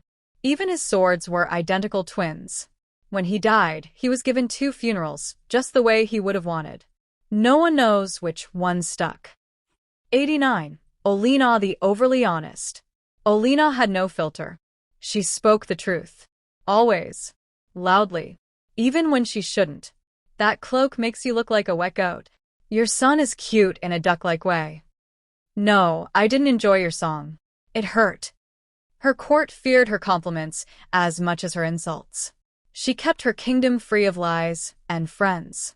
Still, she was trusted completely. If Olena said you were brave, you were. She died after telling death. You look thinner in person. He took her immediately. XC, Finner the Forgetful. Finner was a brilliant strategist. When he remembered anything, he wrote everything down, then lost the paper. He'd declare war, then forget why. Once, he forgot which side he was on and briefly attacked his own men. He named his sword that pointy thing. His children were Boy One and Girl Who Likes Sheep. Still, when he focused, he was unstoppable. Unfortunately, he didn't focus often. He died peacefully mumbling. Wait, who am I again? His tombstone simply says, Here lies. The rest is smudged. XCI, Halla, the half-helmed. Halla refused to wear a full helmet. It blocks my view, she said. The world is too interesting. So she wore half a helm, top only. No cheek guards, no nose plate. Just a little bowl of iron perched like a soup lid on her head. She once got hit in the face with a cabbage. Her enemies laughed. So did she. She ordered her entire army to wear just enough armor to feel responsible. They became known as the Maybe Militia. Despite her strange ways, she won more battles than she lost. She died when her half-helmet slipped into her soup. She choked on surprise, not the soup. 92. Erik the Echo. Erik repeated everything people said. Everything. We ride at dawn. Yes, we ride at dawn. Are you mocking me? Are you mocking me? At first it was annoying, then unsettling, then useful. Enemies grew confused. Was he agreeing? Sarcastic? Possessed? His warriors learned to turn it into strategy. Whisper a plan. He'd repeat it louder. Threaten someone? He'd echo it until they gave up. He never gave an original speech in his life. He died in silence because no one said anything first. XCII, Thyra III. Thyra insisted everything came in threes. 3 meals. 3 helmets. 3 identical longships. Her war cry? 1, 2, 3. She never made decisions unless she had 3 options. Never trusted a prophecy unless it was told by 3 goats. She claimed 3 was the number of destiny, mystery, and mid-afternoon snacks. Once, she fought a duel 3 times. Her opponent won once. She won once. Then they just went home confused. She died on the 3rd day of the 3rd month in the 3rd hour. Her grave is a triangle inside a triangle inside a triangle. XCIV, Gunnar the Grumbler. Gunnar complained about everything. cold, rain, Warm rain, loud birds, quiet birds, bread that was too soft or too crusty. He led armies while mumbling. Ugh, another siege. Can't we raid somewhere with cushions? Axes are heavy. Can't we just use pillows? But strangely, his constant grumbling made him seem trustworthy, honest, relatable. His soldiers adore him. They grumbled too. It became a tradition. He died mid-complaint, muttering, "This mead is too meaty." He was buried under a stone that reads, "It's fine, I guess." XCV, Fridas the Fast Asleep. Fridas ruled from her bed. She claimed dreams were more powerful than war. That true wisdom came from naps. She once held court while sleep-talking. "Let the sheep decide," she muttered once. So they did. Her guards carried her from village to village in a giant, rolling bed with curtains and warm goat fur quilts. She snored through invasions, treaties, even weddings. But her dreams were strange, and sometimes right. She predicted a flood by mumbling, "The fish are moving upward." She died as she lived, gently, without drama, in the middle of a nap that never ended. Her tombstone simply says, "Sho." XCVI, Audi, the organizer. Audi color-coded everything. His swords had labels. His enemies were sorted alphabetically. His raids were scheduled between mead breaks and laundry. He wore different cloaks for each day of the week, all labeled. His war tent had drawers, scroll racks, and a surprisingly modern filing system. He once refused to invade a castle because the hallway was cluttered. His death was ruled too disorganized for him to accept, so he postponed it for 3 weeks, just to clean first. His grave has a map, a visitor's guide, and spare socks in a labeled pouch. XCVI, Brynjar the Blinker. Brynjar blinked slowly. Always. It unnerved people. Was he thinking? Sleeping? Judging? He'd stare for minutes, then blink. One slow, deliberate blink. He trained his army to blink in unison. During negotiations, they'd blink together, creating waves of discomfort that won treaties without blood. Once, he won a duel by blinking so slowly, his opponent surrendered out of sheer unease. He died mid-blink. No one noticed. He might still be blinking. XCVI, Gudrun the Goat Talker. Gudrun could speak to goats. Or so she claimed. She'd sit in fields whispering advice.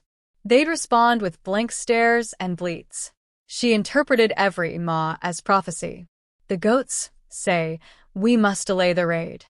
The goats warn of onions. The goats demand better shoes. Her court was filled with goats. Her soldiers wore goat hair cloaks. Her banners had hooves. And oddly, many of her goat-guided decisions worked. She died peacefully, surrounded by bleeding friends. One goat licked her forehead and then sneezed, which, of course, was interpreted as her final blessing. XCDX, Yari the Just Okay. Yari was fine. Not great. Not terrible. Just okay. His speeches were average. His swordsmanship was decent. His bread was a little dry, but acceptable. He never won big, never lost badly. People respected him the way one respects a sturdy fence post. He ruled for a very long time, simply because no one had a better idea. He died quietly, holding a piece of bread and nodding softly. His grave reads, "He was there, and that was all right." C. Runa the Roundabout. Runa never answered directly. "Will we attack tomorrow?" "Well, the moon is full, and the fish are restless. Do you love me?" Love is like a boat in mist, sometimes close, sometimes far. Her army never knew where they were going. Her lovers never knew where they stood. But everyone listened, hoping the meaning would eventually circle back. It usually didn't. She died while giving a riddle about onions and the soul. No one solved it, but her grave smells faintly of leeks. Ingvar the Yes Man. Ingvar said yes to everything. Should we raid the coast? Yes. Marry both daughters of the enemy king? Yes. Pet this angry badger?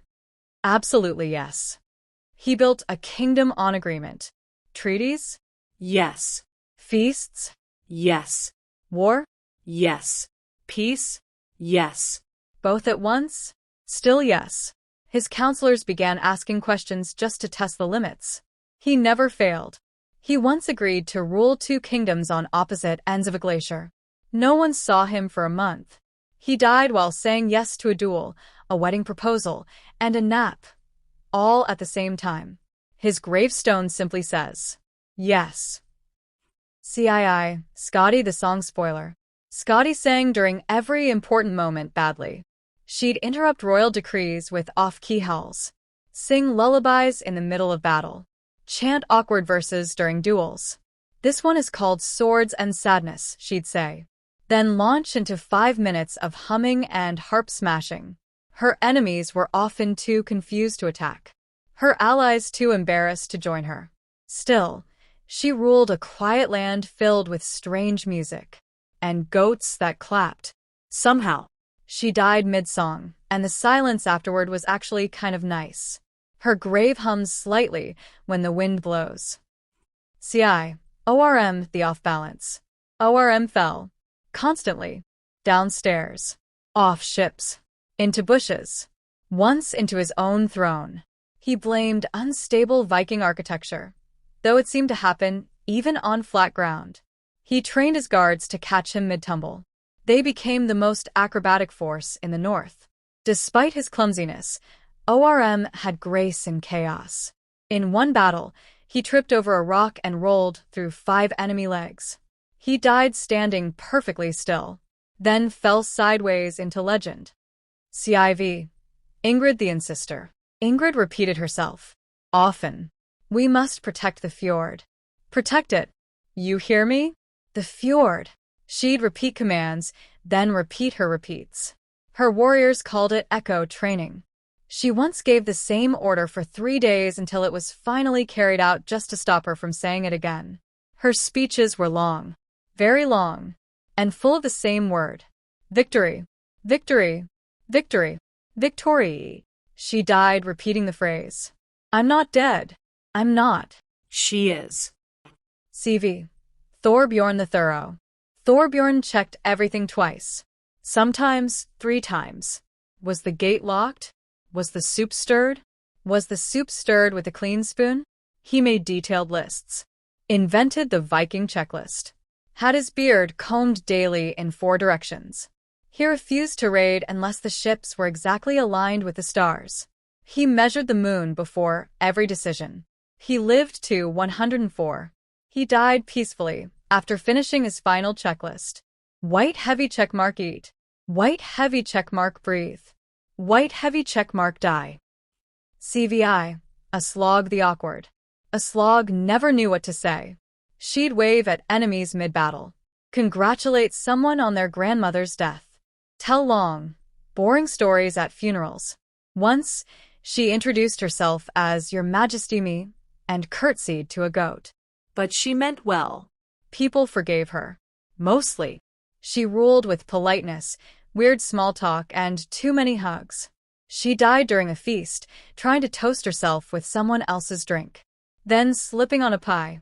They buried her with a note that said, Sorry for the confusion. Halvard the half-prepared. Halvard always almost had a plan. We'll attack at dawn. I think. Unless dawn is rainy. We need boats. We have logs. It's close. His army was known for shouting. We'll figure it out. They never did. But somehow they survived. He led a raid once with no map, no food, and 1 oar. They got lost for weeks but discovered 3 new kinds of moss. He died in the middle of preparing a final campaign. The boats were never built. The battle never started. But the intent was there. That counts for something. Runa the Rhymer. Runa spoke in rhyme. All the time. Let us raid this cursed coast. But only if you bring the toast. Her warriors tried to keep up. Some left. Some became poets. She once halted a war because she couldn't rhyme catapult. But her rhymes were catchy. Villages remembered her. Even enemies sang her slogans. She died composing her last line. It ended. I leave behind a mighty. No one knows what came next. Her tomb reads, Here lies Runa, cold and gray. She rhymed and rhymed until today. Sven the slightly scary. Sven wasn't terrifying, just a bit off. He wore cloaks made of feathers. Stared too long. Whispered to fish. Once, he brought a spoon to a sword fight and won.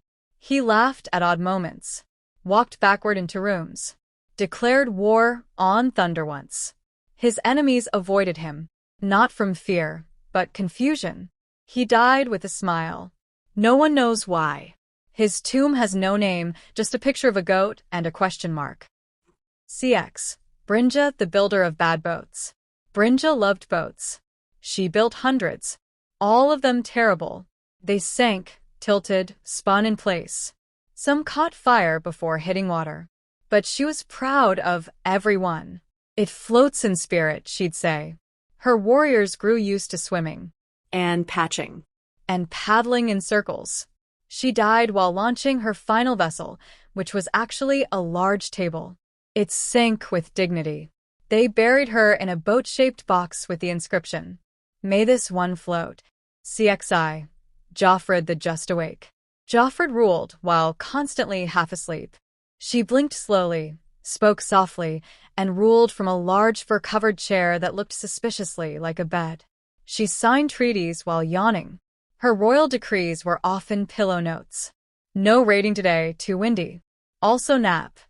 Her soldiers followed orders given in dreams. Some of them worked. Some led to battles with trees. Once, she slept through an invasion. The enemy found her so peaceful, they apologized and left quietly. She died as she lived, halfway between snore and whisper, dreaming of soup. Her tomb reads, "Come back later." CXI. Dag the Directionless. Dag never knew where he was going. Ever. "We march north." He pointed west. "Attack the bridge." They attacked a duck. He once led a fleet to invade a nearby island. They ended up in a swamp for 6 weeks and somehow conquered a bakery. Still, he was cheerful. And everyone eventually got somewhere. He died pointing toward what he believed was Valhalla. It was actually the outhouse. They buried him with a map. Upside down. CXII. Alva the Alarmed. Alva thought everything was a crisis. "The soup is too hot. Is it an omen?" A squirrel looked at me. "Are we cursed?" "There's a cloud shaped like a knife. Prepare the guards." She rang the warning bell 3 times a day. Her warriors grew strong from constant false alarms. But when a real threat came, they were very ready. She died of shock after discovering she'd ruled peacefully for 27 years. Her tomb has a bell. It still rings randomly. CXIV. Rafn the Hypnotic. Rafn had a voice that made people very sleepy. He'd start speaking, and warriors would nod off. Enemies would yawn. Even his horses blinked slowly when he spoke. "And so, we moved gently toward the hill." He tried shouting once. It came out as a lullaby. He won battles by talking to his foes until they collapsed into naps. He died mid-sentence, in the middle of a bedtime speech that was so effective the entire camp slept for 2 days.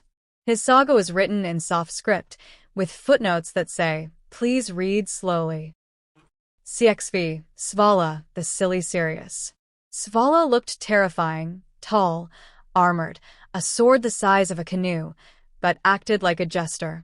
She told knock-knock jokes during strategy meetings, named her axes Snuggles and Tummy Ache, started battles by throwing pies. But underneath it all, she was oddly effective. Confusion was her greatest weapon. Once, she disarmed an entire garrison by pretending to host a cooking show. The soup was terrible. The plan was genius. She died laughing at her own joke, which no one else understood. They say if you tell it backwards, it still doesn't make sense. CXVI. Jarki, the Borrower. Jarki never brought his own stuff. He borrowed swords, helmets, thrones, even kingdoms. "Can I rule your village for a week?" "Sure. Thanks. I'll return it slightly used." He'd raid with other people's ships, eat other people's feasts, and wear borrowed cloaks he never gave back. He once conquered a castle just to borrow their cheese grater. He died surrounded by goods with name tags on them. No one came to claim them. His grave has a note, "Will return shortly." CXVI. Ursa the Yeller. Ursa shouted. Always. Even when whispering. "Hello, diplomacy. Please pass the salt." I love small talk. She lost several treaties due to volume. But she also won many battles, no war horn needed. Just Ursa. Birds avoided her. Mountains echoed for hours.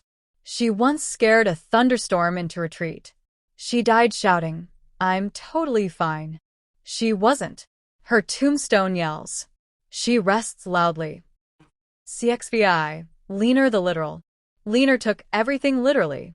Break the ice. He smashed a frozen lake. Keep an eye out. He refused to blink for 2 days. We're in hot water.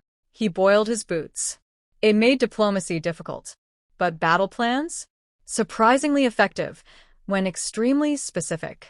He died after someone told him to rest in peace. So he just stopped moving. His grave reads, Here. Now. forever. Okay. CXIX, Sigrun the slightly supernatural. Sigrun claimed she could smell fate. She'd sniff the air and say things like, Ah. victory mixed with soup. She believed ravens delivered messages, mushrooms whispered secrets, and that wind had opinions. Once, she refused to enter a town because the moss looked judgmental. Her predictions were occasionally accurate, possibly lucky, possibly not. She died after sniffing a rock and saying, "This smells like farewell." It did. CXX, Eilif the endlessly enthusiastic. Eilif loved everything. Hooray! We lost a battle. Character development. Amazing! Our ship sank. What an adventure. Splendid. I have the plague. His joy was unstoppable. Exhausting. Infectious. Enemies surrendered just to get him to calm down. Allies followed him out of sheer curiosity. He died clapping. No one knows why. His grave sings when the wind is right. CXXI, Tola the time teller. Tola believed time was a living creature. She'd speak to hours like friends. Good morning, 7. You're late again. Nightfall, behave yourself. She refused to eat breakfast unless it was exactly on muffin o'clock. Her raids? Timed by sun shadows, owl yawns, and the mood of the breeze. Once, she canceled a war because Tuesday wasn't feeling it. She ruled for exactly 33 years, 3 months, 3 days, and 3 spoonfuls of porridge. She died whispering, "I am out of minutes." Her tomb ticks softly when the moon is full. CXXI, Frode the Forgets-a-Lot. Frode forgot. Everything. Constantly. His sword? Lost. His army? Misplaced. His horse? Named that one, I think. He'd declare war, then forget who it was against. He once crowned a cabbage by mistake. But no one could stay mad. He was kind. And extremely confused. He once forgot gravity for a moment. It didn't end well. He died smiling, saying, "Have we met?" His grave is unmarked, because he forgot to plan one. CXXII, Saxi the Sneaky, by accident. Saxi was quiet. Too quiet. He didn't try to sneak. He just had the natural silence of a feather floating through fog. He startled everyone. Constantly. Ah. Saxi, you scared me. I've been here for an hour. He once accidentally snuck into the enemy's war tent, listened to their plan, then snuck back out with their cheese. He wasn't a spy. He was just shy. He died silently, in mid-step, without anyone noticing for 3 days. They buried him with a bell, just in case. It's never rung. CXXIV, Brynhild the Beard-Blessed. Brynhild had the finest beard in the north. Luxurious. Braided. Glorious. Which was confusing because she was queen. She wore it with pride. Dipped it in honey before battle. Used it to store arrows.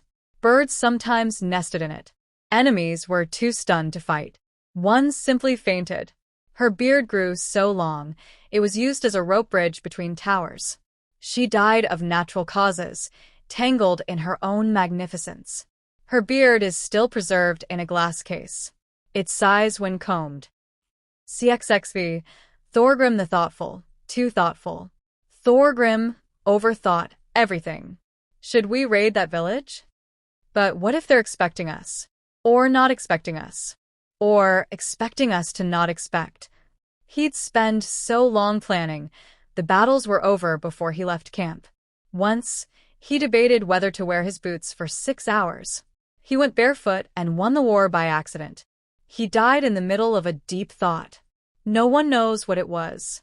But his face looked very serious. His gravestone reads, CXXVI. Asta, the Accidental Queen. Asta became queen by accident. She walked into the wrong room, sat on the throne, and people just accepted it. She ruled kindly, mostly by nodding. When asked for law changes, she said, "Sure, if you think so." She had no idea what she was doing, but no one minded. Her reign was quiet, weirdly effective, and full of muffins. She died peacefully, still unsure what her job had been. Her tomb says, "Well, that was nice." CXXVI, Calf the cartographer. Calf loved maps. Drew them constantly. Of places he'd been. Of places he imagined. Of places that didn't exist but should. He once mapped the sky and tried to sail into it. His court was filled with scrolls, ink, and confused travelers. This says the forest is west. No, that forest was emotional. Try again. His most famous map shows, "Here be mildly annoyed seagulls." He died drawing a map of the afterlife. No one has deciphered it, but one path does lead to a very good bakery. CXXVI, Helga the half-heard. Helga spoke very, very quietly. So quietly, no one could quite catch what she said. But it sounded wise. "What was that, my queen?" MMPHR. Her warriors nodded solemnly. They thought she wanted peace. Or war. Or soup. No one was sure. She ruled through uncertainty. It worked surprisingly well. She died whispering her greatest secret, but no one heard it. Even now, people lean close to her tomb, hoping to catch a hint. CXXIX. Ulfr the unintentionally unkillable. Ulfr should have died many times. He fell off cliffs, got struck by lightning, swallowed a sword by mistake. But he always got up, always said, "Well, that was unpleasant," and moved on. He wasn't brave, just very clumsy and very lucky. People started calling him immortal. He didn't correct them. He finally died of boredom. His tomb is armored, locked, and double-checked daily, just in case. CXXX. Gunhild the giggler. Gunhild laughed at everything. Jokes? Yes. Bad news? Yes. Storms, oaths, dragons, taxes? Absolutely. She laughed during her own coronation, her own weddings, her own duels. Even during battles, her cackling echoed louder than the clash of steel. "We're under attack. Ha ha ha. Delightful." She claimed joy was the greatest weapon. And maybe it was. She died laughing. No one knows why, but it made others laugh too. Her tombstone reads, "Still funny. CXXXI, Ides the Echo Eater." Ides claimed to eat echoes. She'd stand in caves for hours, whispering things and then slurp. That one tasted like regret. No one knew what she meant, but she seemed very satisfied. Her war strategy? Yell orders into a canyon, then consume the echoes so her enemies couldn't hear them.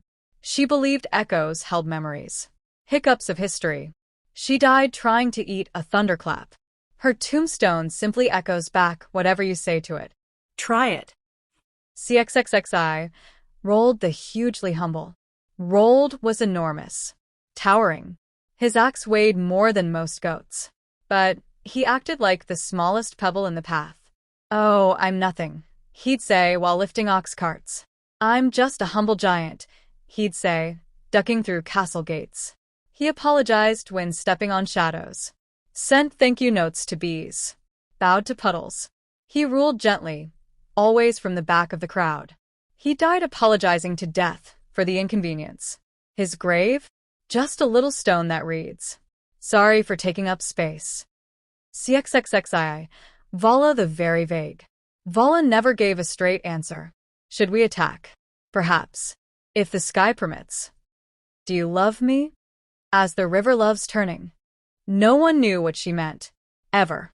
But her eyes sparkled with something. She ruled through mystery. Her laws were more like riddles. Her banners had no symbols, just swirls. One day, she walked into the fog and never returned. Or maybe she did. Hard to say. Her tomb may or may not exist.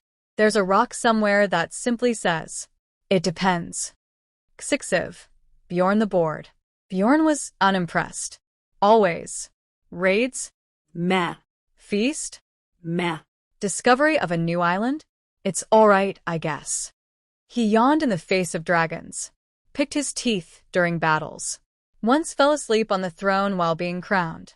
People followed him because nothing ever rattled him. Even death found him underwhelming. Finally, he said something different. His grave reads, "Could have been worse." CXXXV, Iden the inventor of unhelpful things. Iden loved inventing, but her creations were not useful. She made a round boat. It just spun. A sword with no handle. A helmet with a built-in candle, very flammable. Her most famous invention? The backward ladder. For retreating faster, she explained. Her court wore devices that clanked, steamed, and occasionally exploded. But everyone admired her passion. She died testing a spoon catapult during a soup emergency. Her tomb contains blueprints for a flying beard. They have not been tested. CXXXVI, Oliver the overly obedient. Oliver did exactly as told. No more, no less. Guard the gate. He stood there for 2 weeks. Didn't eat. Didn't blink. Fetch water. He returned with 4 oceans. Once someone jokingly said, "Rule like the wind." So he wandered in circles and knocked things over for years. He died while following an order no one remembered giving. His tombstone says, as requested. CXXXVI, Sif the Seagull Whisperer. Sif believed seagulls were divine messengers. She fed them, spoke to them, even held council meetings with them. The gulls say we should wait till morning. The gulls are uneasy today. The gulls have spoken. Fish for all. Her court smelled strongly of fish. Oddly, her seagull-inspired strategies worked. Enemies feared her flocks. Allies brought breadcrumbs. She died peacefully, buried under a blanket of feathers. Her grave is a popular nesting site. She wouldn't mind. CXXXVII, Canute the Knot Keeper. Canute tied knots. All kinds. In everything. Shoes. Beards. Treaties. Occasionally, horses. He believed knots trapped fate, that each one could bind a moment of time. His armor was laced so tightly, it took a week to remove. He kept a book of emotional knots, one for joy, one for grief, one for remembering rainy days. He died tangled in a hammock of his own design. His tomb is wrapped in an eternal knot. No one's unwrapped it yet. 66. Thora, the thought it through. Thora planned. Endlessly. She had backup plans for her backup plans. Battle maps, weather charts, soup schedules, all prepared in advance. She once predicted an avalanche 3 years early, then decided to stay inside just in case. Her warriors wore labels and followed timetables. She died exactly on time, in the place she had planned, after one final checklist. Her tomb reads, as expected. CXL, Halda the Hiccup King. Halda hiccuped, constantly. Royal decrees? Let it be no, hic, dub. Battle cries? Charge, hic. He tried everything, potions, spells, goat milk, standing upside down. Nothing worked. His hiccups became legendary. People said they were cursed drumbeats from Thor himself. He once startled an enemy commander into surrender. He died mid-hiccup, smiling. His grave? It hiccups when the wind is right. CXLI. Alric the accidentally admired. Alric never tried to lead. He just did things. He helped carry buckets. Shared cheese. Gave surprisingly decent advice while tying his shoes.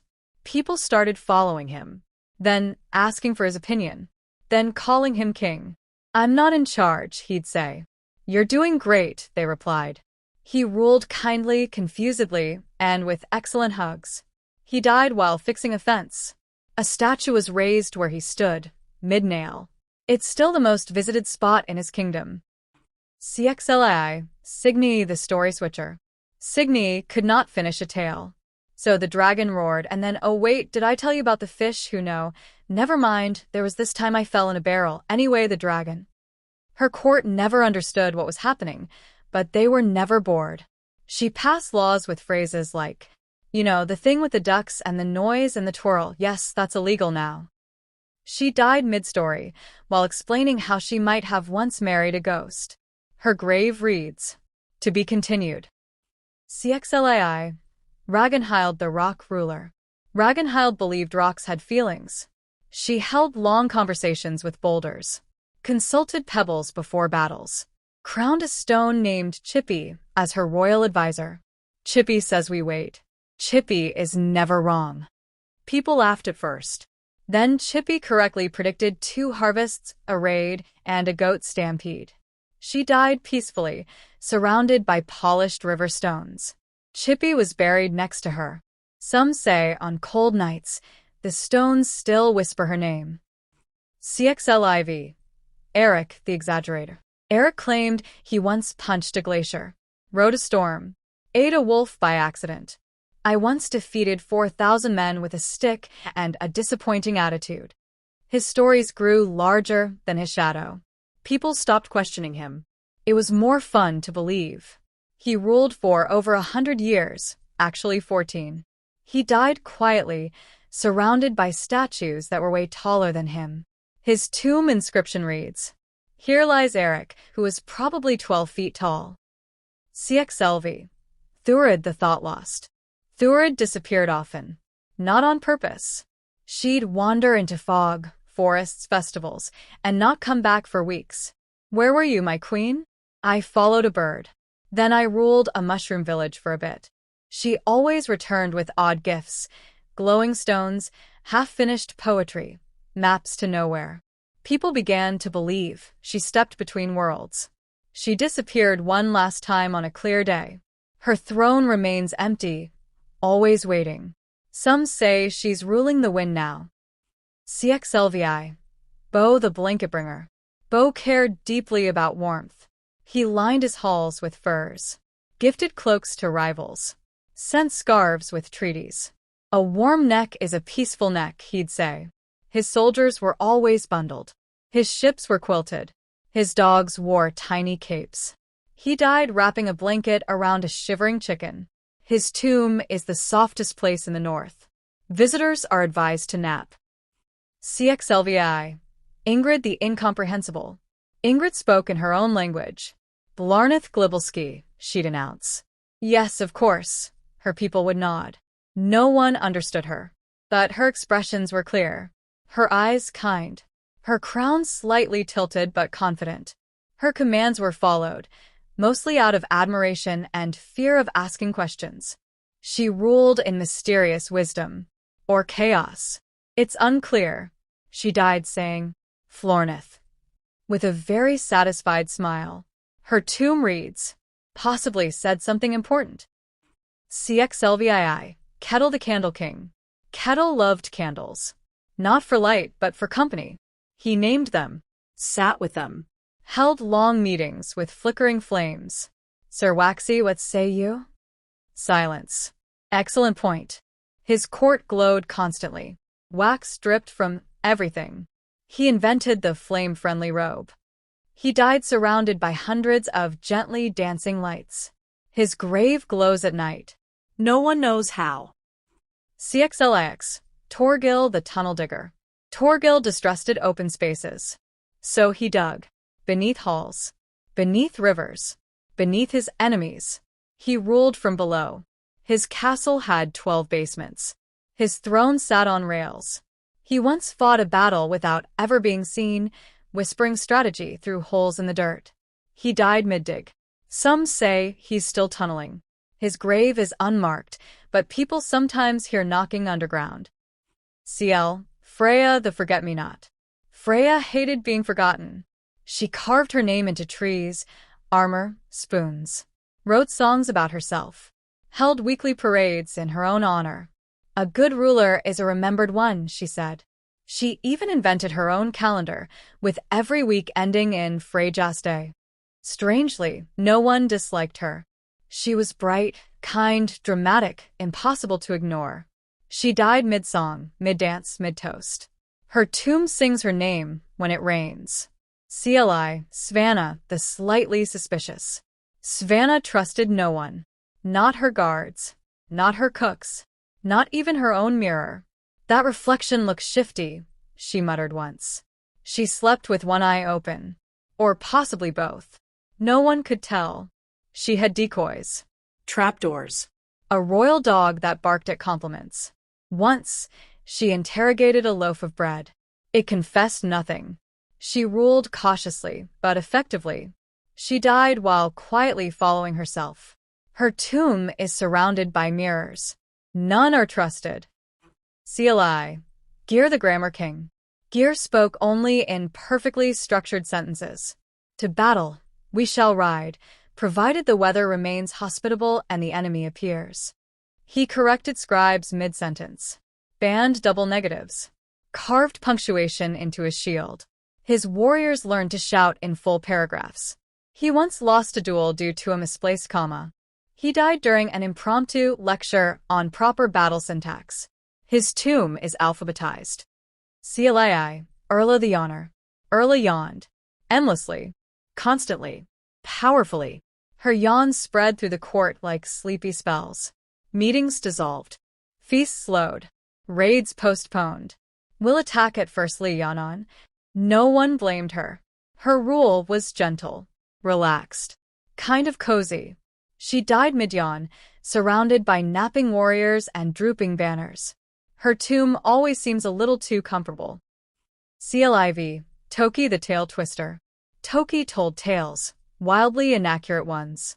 Once, I rode a fish to Valhalla, then married a cloud.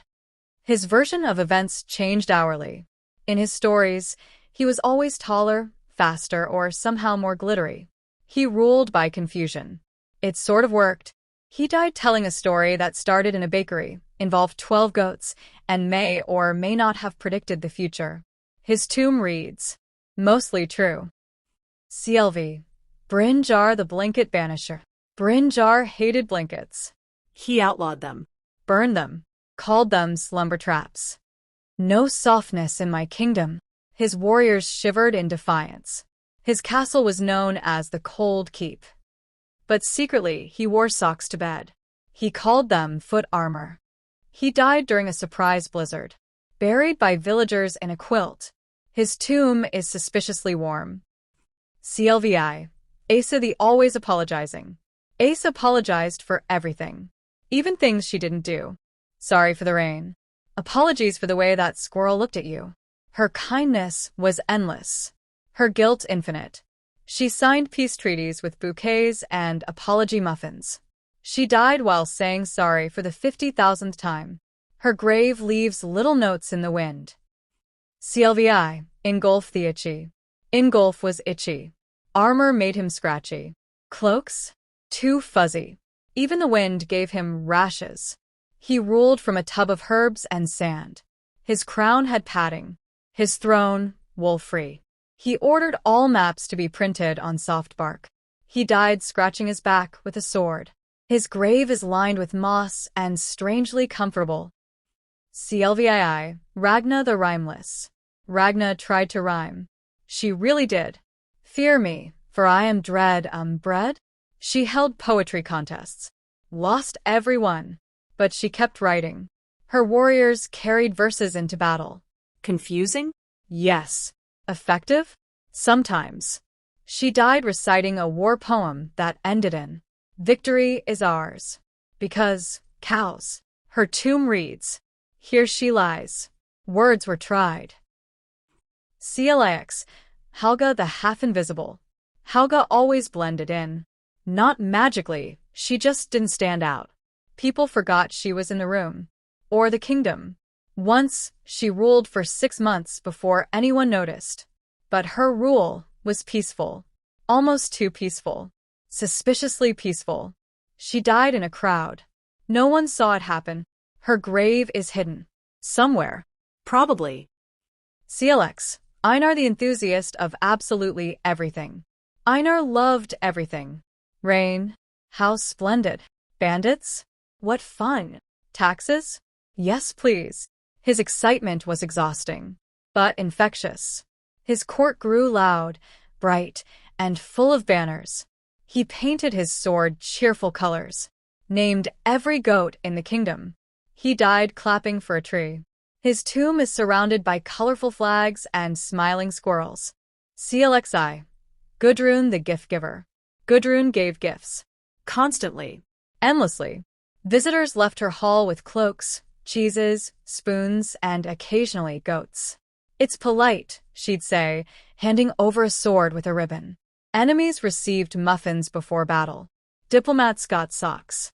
One rival was so flattered he forgot to invade.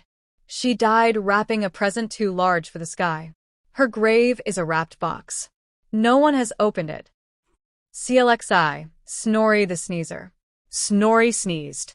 Loudly. Often. He blamed pollen. Or prophecy.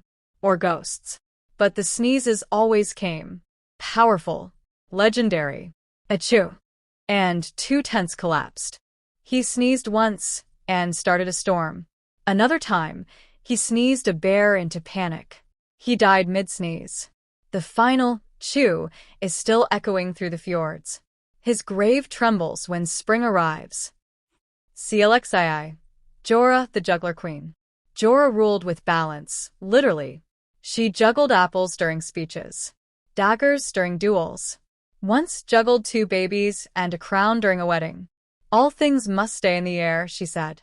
Her enemies underestimated her, until she defeated 3 of them with a flying ham. She died balancing 12 plates on her head while reciting tax law. Her tombstone is round. Visitors leave spinning stones. CLXIV. Thrain the Thunderkisser. Thrain believed he could marry thunder. No one else respects it like I do. He howled at storms, fought lightning with wooden sticks, declared his betrothal during a monsoon. Once he climbed a mountain just to shout, "I love you," into a thundercloud. He ruled loudly, bravely, and very wetly. He died smiling mid-storm. They buried him with a bronze ring and a burnt tree. CLXV. Skjald the Shield Hugger. Skjald loved shields more than people. He hugged them, named them, told them stories. His favorite, Sir Clinksworth, slept beside him. They protect us. We must protect them. He banned throwing shields, outlawed stepping on them, held a festival where shields were kissed. He died during a duel, refusing to let go of Clinksworth. His tomb is round and rimmed with iron. CLXVI. Tora, the Tea Queen. Tora brewed tea. For everything. War meeting? Tea. Funeral? Tea. Dragon attack. Steep 3 leaves. Add honey. Then panic. She carried a kettle into battle. Made peace with rival lords using a calming chamomile. She believed diplomacy was best served hot. She died peacefully, mid-sip. Her kettle still whistles at sunset. CLXVI. Finn the Forgettable. Finn was average. Extremely average. Average height. Average beard. Average ideas. No one remembered what he looked like. Or said. Or did. But things worked under him. Somehow. He ruled 19 years. Possibly more. Maybe less. Hard to say. He died in his sleep. Or perhaps didn't. His tomb might exist. Somewhere. Probably. CLXVI. Astrid the Animal Advisor. Astrid trusted animals more than humans. She consulted owls for wisdom. Let goats vote. Appointed a bear as royal guard. The ducks know things, she whispered often. She held court in a barn. Wore feathers in her crown. Trained cats to meow once for yes. She died during a squirrel coronation. Her grave is guarded by ravens and one unusually serious sheep. CLXIX. Leif the Late. Leif was always late. Late to feasts. Late to battles.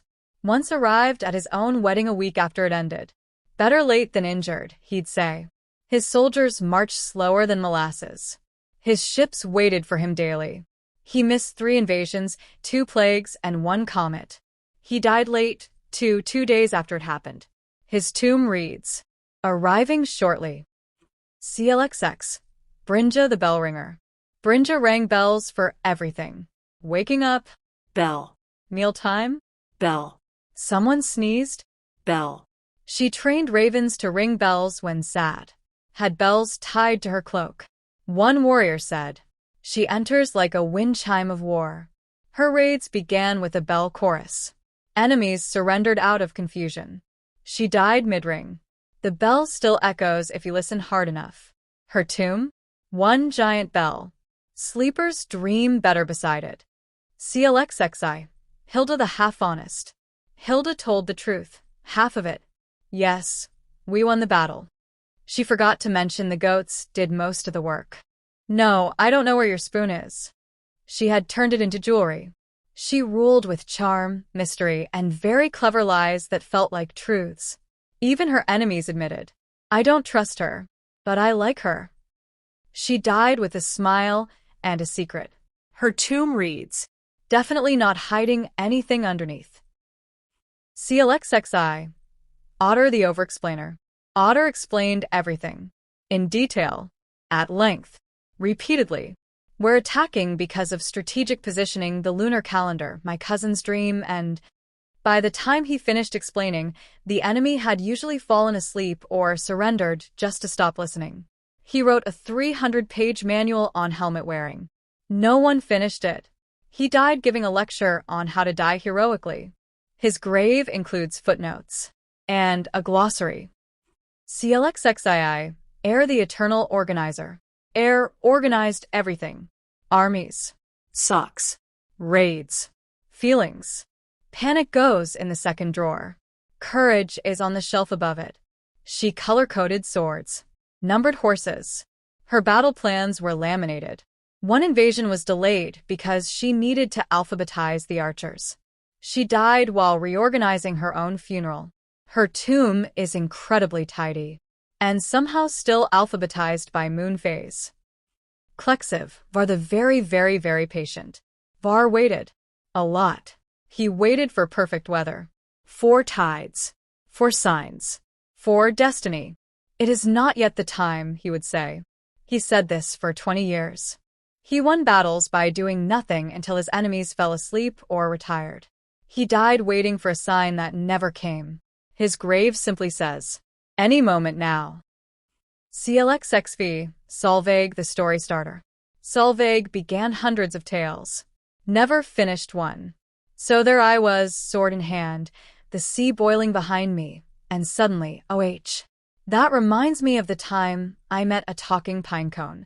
Her kingdom was a patchwork of beginnings.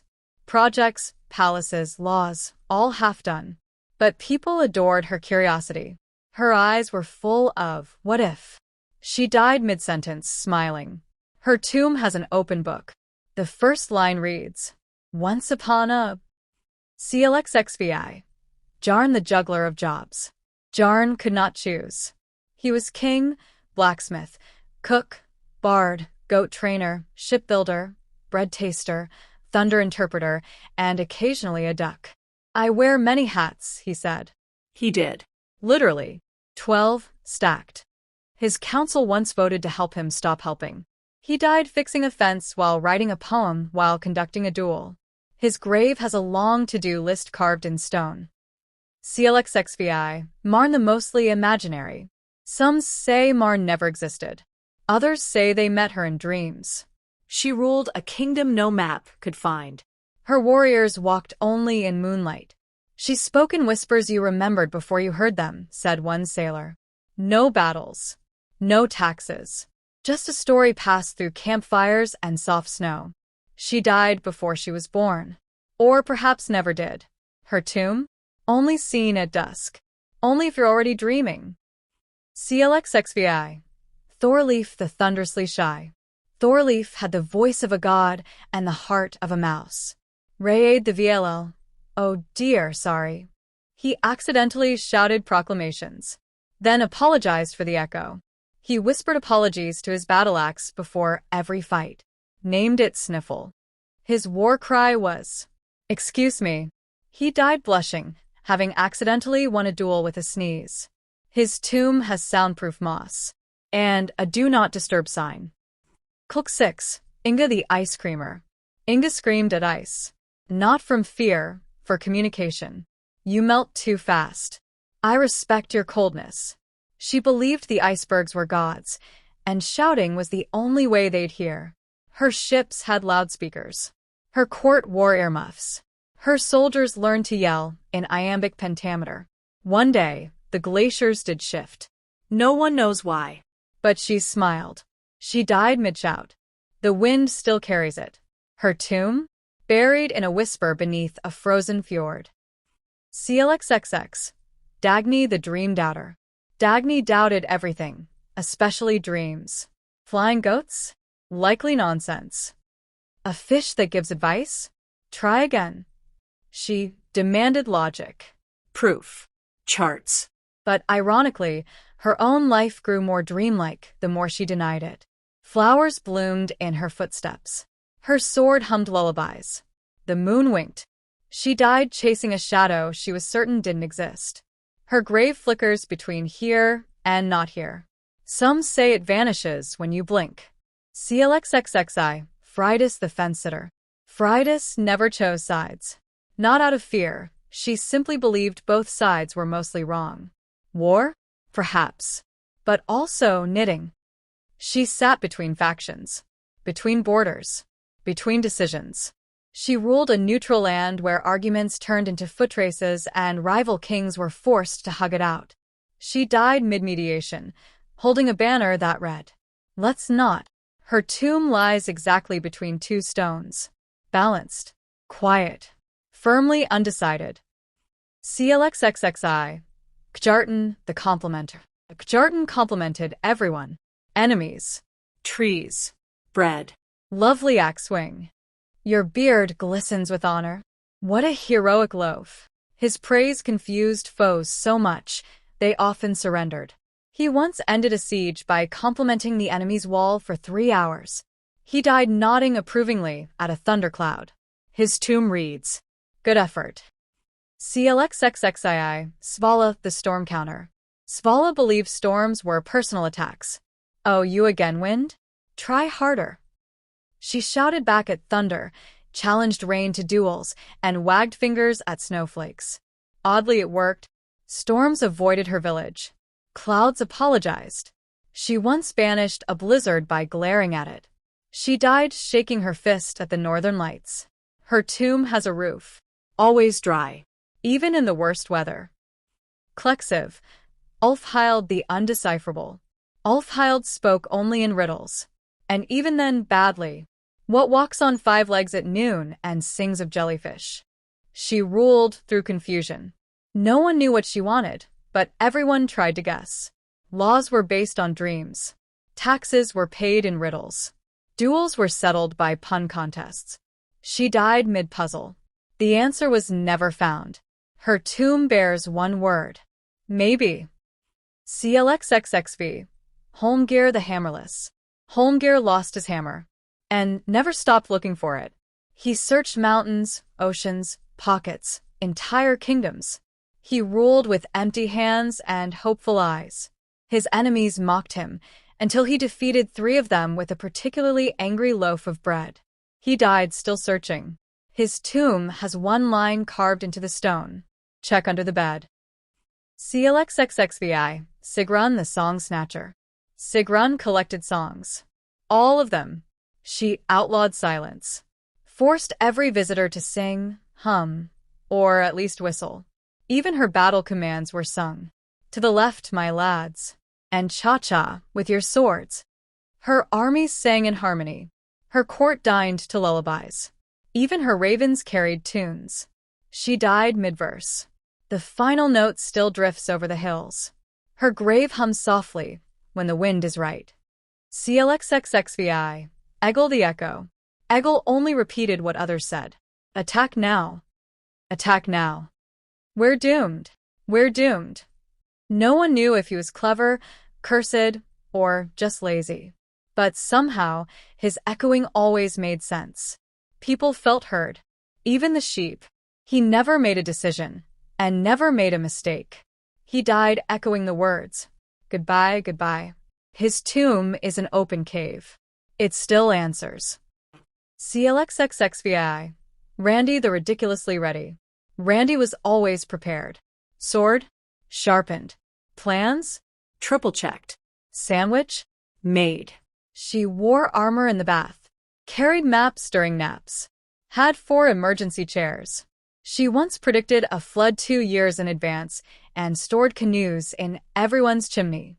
She died standing at attention, just in case. Her tomb has extra food, weather gear, and a backup tomb inside it. Clec 6. Torfi the Too Tall. Torfi was 7 feet, 12 inches tall. Yes. That's 8 feet. But he insisted it was 7 and 12. He had to duck under trees. His sword was also a ladder. He ruled from balconies. Sat on 2 chairs at once. He once scared off a bear by sneezing. He died peacefully, but it took 6 days to dig a hole deep enough. His grave is marked with a sign. Mind your head. CXC. Bryndis the Bridge Builder. Bryndis built bridges. Across rivers, over ravines, between people. She believed nothing couldn't be solved by connecting it to something else. She built a bridge between 2 kingdoms at war, then held a pancake breakfast in the middle. Peace followed. She died building her final bridge, across a waterfall no one could cross. Her tomb lies at the center of her longest bridge. People leave flowers on both ends.